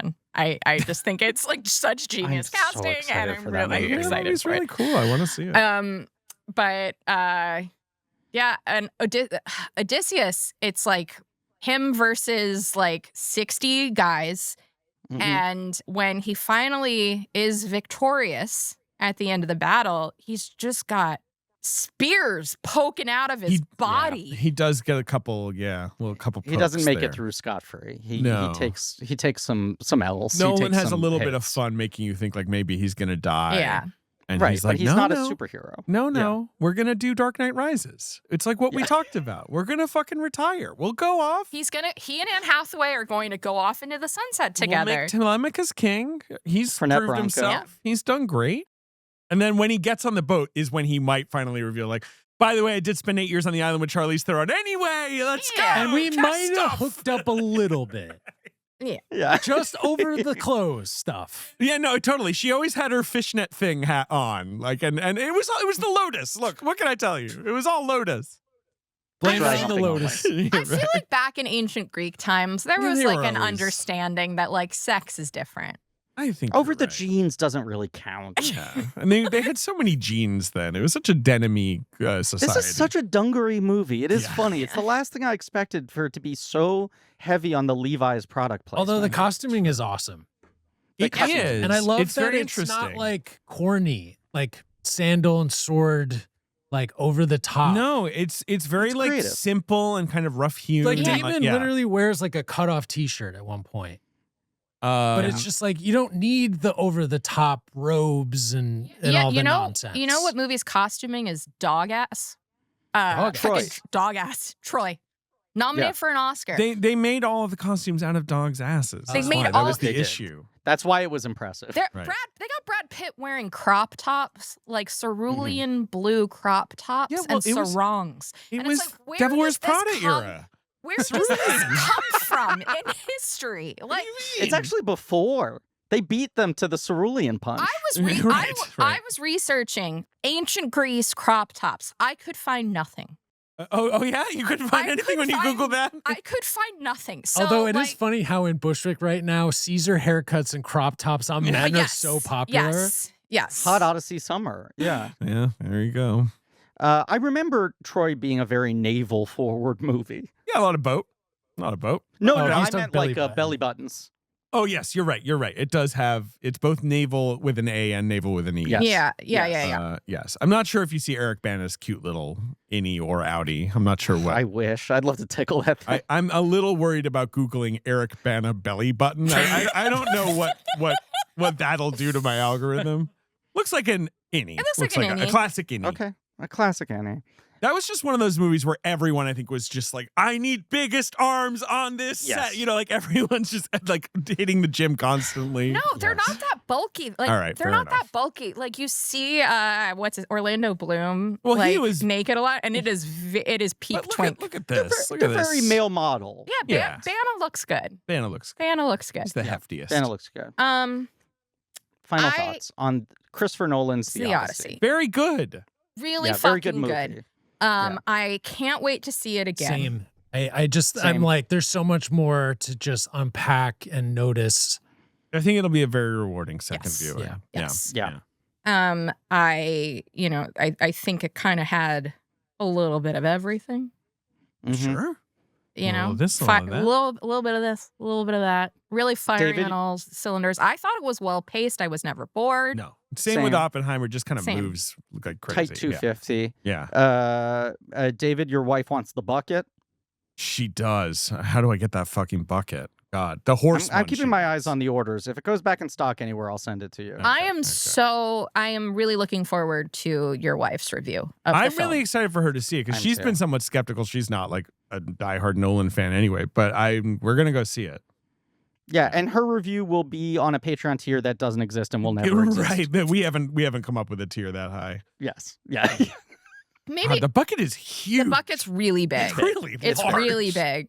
And I then there's also the IMAX camera bucket. Yeah, which which is is the cool. one I I think want. so. I think Yeah. that one of them is Regal and one of One's them's AMC. I I can't want remember both which is of which. them. Can we say quickly they had to, I mean, Nolan basically threw the challenge down to IMAX. They've been refining the technology to help him make these movies, not just in terms of the filming, but even in terms of the projection, because there was a time limit on how long an IMAX movie Right. could be for There's sort a of a while. 3-hour cap. Right. Yeah. Right, but he helped them work up to 3. I think Good it for used him. to be 2 something. Right. But they finally made the smallest version of an IMAX camera possible for this movie. Yeah. And they also developed what they call the blimp, which is a case that goes around the Yes. camera that suffocates the sound. Yes, because Because that's it's- everyone says it's so goddamn loud you can't hear yourself think. The dialogue scenes. That's why usually he only shoots the more visual scenes in IMAX and the dialogue scenes aren't. And this because he was going to do the whole thing, they had to blimp it up. It was all IMAX. I'm That aspect yeah. ratio never changed. I'm very curious because I am seeing it in 35 millimeter. Like, it really did feel like he was using the entire IMAX frame. I'm curious. I mean, there have been the infographics that have been going around at the different formats, and some people complaining that if you don't see it in a perfect square, is the framing all going to look weird? No, to me, that only looks bad if you're watching them next to each other. It only looks bad if you know what you're missing, but if you don't know what you're missing, you don't know what you're missing. I'm sure it works. Yeah. So I'm sure it'll look great. It would be funny if it's like you don't see Damon's eyes. Like, it's horrible. Like, they did no work thinking about it. His just head like is jaws out of frame. talking to each other. Yeah. But no, it's very good. I think it's going to make a ton of money. I think it'll do very well. My father-in-law has texted me, being like, "You heard of this?" And I'm like, "Oh, I've seen it, Manny. I've seen the movie, and it is phenomenal. You should go." I don't know, Griff. Do you have box office predictions? I mean, we assume Moana will jump 100%, so it'll be number 1, and then Odyssey number 2. With 80. No, I think people are assuming that this is going to open over 100. Yeah, right. I mean, Oppenheimer opened to 80 against Barbie. Yes, because we should mention we're recording this Thursday afternoon. The day before. We're recording this. Yes, the night it's coming out, basically. Right. But I think it's probably going to open to like 100, 110. The thing with these format forward movies is the opening weekend cannot be totally humongous because a lot of people wait until they can get the ticket they want. Yeah. People. So you have a lot of people who are going to wait 2 or 3 weekends, which means this thing's going to hold incredibly well. But I think it's probably going to open to like 100 or 110 would be my guess. 200 worldwide? I think end up at like, yeah. I'm guessing it ends up around 350 domestic. I don't know. I bet this plays well in Greece. $1 billion worldwide. Yeah, it'll play well in Greece. Yeah, I think that's true. We should demerit, offer some demerits for this film casting. No Stavi, no Zooks. Mantzoukas, right. No Stamos. The big 3. No Stamos. Who does Stamos could have? He could have been one of the suitors. Yeah, exactly. He could have been the horse. He's in there. And who are the other guys from Full House? Oh, well, Bob Saget isn't with us anymore. Who's the third? Joey. Dave Coulier is suffering he could health be there. problems. Right. Yeah, he could have had a puppet. Lori Loughlin, convicted felon. Yeah, geez, wait, what's going on with Full House, actually? It's bad. It's bad over there. House too full. I mean, and Penelope does have a full house. It's a good, right? That's a point. Yeah. David. That house has too many people in it. Sometimes you remind us that you're the film critic, that you're the one real professional in this field. That is I'm like a great writing. point. Penelope does have, as I'm being like taken out of my office by security with like, you have been fired. I'm like, no, let me. My friend, I think you finally found your lead. I think it'll be Odyssey, Moana, Minions. I don't know what else is out there. Evil Dead. I would not be surprised if Toy there is Story. a Moana drop that is so significant that Minions or Toy Story are actually ahead of second weekend Moana. Yeah. Yes. The Invite has been growing quite nicely. I think that might continue to do well. Have you seen that one yet, Griffin? No, it is not playing in Spain. I think it maybe doesn't come out for another month or 2. I'm trying to see it while I'm here in London. So I may go see it after this record, or I may go see it tomorrow. I really enjoyed it. You should just watch The People Upstairs, the Spanish film that it's based on in Spain. This is true. But With I mean, the great which should I Javier watch Camara. first? I don't know which one I should watch first. I don't think it matters. I think you're fine no matter what. Well. Well. Yeah, let's wrap it up. I mean, you can't be cooking in there forever in that London this is one of the most studio. relevant films of 2026. It's one of the biggest films of 2026. It will certainly go down in history as one of the films that represents this year, which of course means that next week we're talking about In the Blink of an Eye. No, yes, that's true. That is true. But hey, my brother's on that episode. I remember us having a lot of fun. Your brother Joey Sims is cooking. Yeah. We have a good time on that app. Maybe not talking about any Blink of an Eye that much. Yeah, a 2026 Hulu release that you might be hearing about for the first time right now. Yeah, right. I'm excited to watch it. Are you? No. Okay. Maria, I like one of the 3 sections in that movie a lot, and I'm curious. Don't tell when me. you watch Don't it, tell me which. I'm one. not going to tell you, but I'm curious when you watch it if you have the same response. I think you will. So we've got 2 more Stanton films, right, to fill out that little mini. So we got In the Blink of an Eye and Toy Story 5, 2 films he directed in 2026. And then over on. Let's also. No, I was just going to call out you say the Patreon, David. Yeah, on Patreon we've got the final RoboCop entry, which is RoboCop 2014, 5 stars from what I remember. Yeah, illegal. 5. It should be. Yeah. Right. No suicide is contemplated on that episode or anything. I'm kidding. I was just going to call out, we have announced our John Carter screening, which sold out really fast, in which Andrew Stanton is going to be doing a Q&A with us. What a fool he is. We are not sure if we will be able to record and or release that, but we are going to be doing a sit down with him in studio. That's the so plan. that will be coming later, and we will figure out the deal with the Q&A. But for a number of factors that we can talk about later, we're not totally sure what form that will have down the line. But look forward to a release on the main feed as just a bonus episode. Yes, it'll be a kind of old school Thursday bonus, I think, is the plan. And on that note, Griffin. Wait. Oh, sorry, please. Wait, no, there was one thing. Griffin, before we started recording, you said you had a big joke you wanted to make.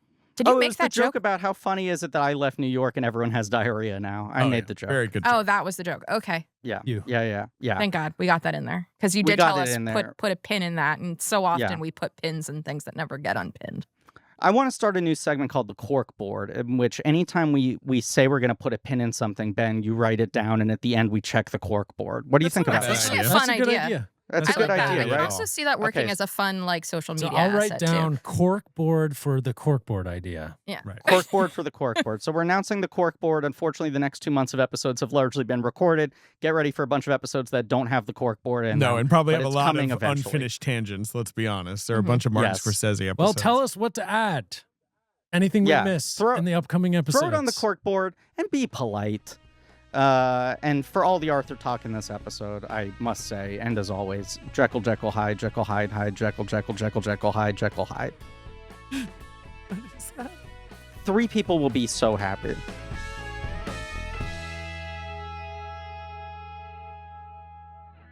I'm going to get a seltzer. 1 sec. Yeah. Hey, David, can you get me a seltzer too? David, can you grab Griffin a seltzer? He almost did it. He did a double take. Okay, good. Now, can you just push a little pour towards the camera? Yeah, if you pour it into the soundboard, it will come through my headphones. Blank Check with Griffin and David is hosted by Griffin Newman and David Sims. Our executive producer is me, Ben Hosley. Our creative producer is Marie Barty Salinas. And our associate producer is AJ McKeon. This show is mixed and edited by AJ McKeon and Alan Smithy. Research by JJ Birch. Our theme song is by Lane Montgomery and the Great American Novel, with additional music by Alex Mitchell. Artwork by Joe Bowen, Ollie Moss, and Pat Reynolds. Our production assistant is Minnick. Special thanks to David Cho, Jordan Fish, and Nate Patterson for their production help. Head over to blankcheckpod.com for links to all of the real nerdy shit. Join our Patreon, Blank Check Special Features, for exclusive franchise commentaries and bonus episodes. Follow us on social at Blank Check Pod. Subscribe to our weekly newsletter, Checkbook, on Substack. This podcast is created and produced by Blank Check Productions.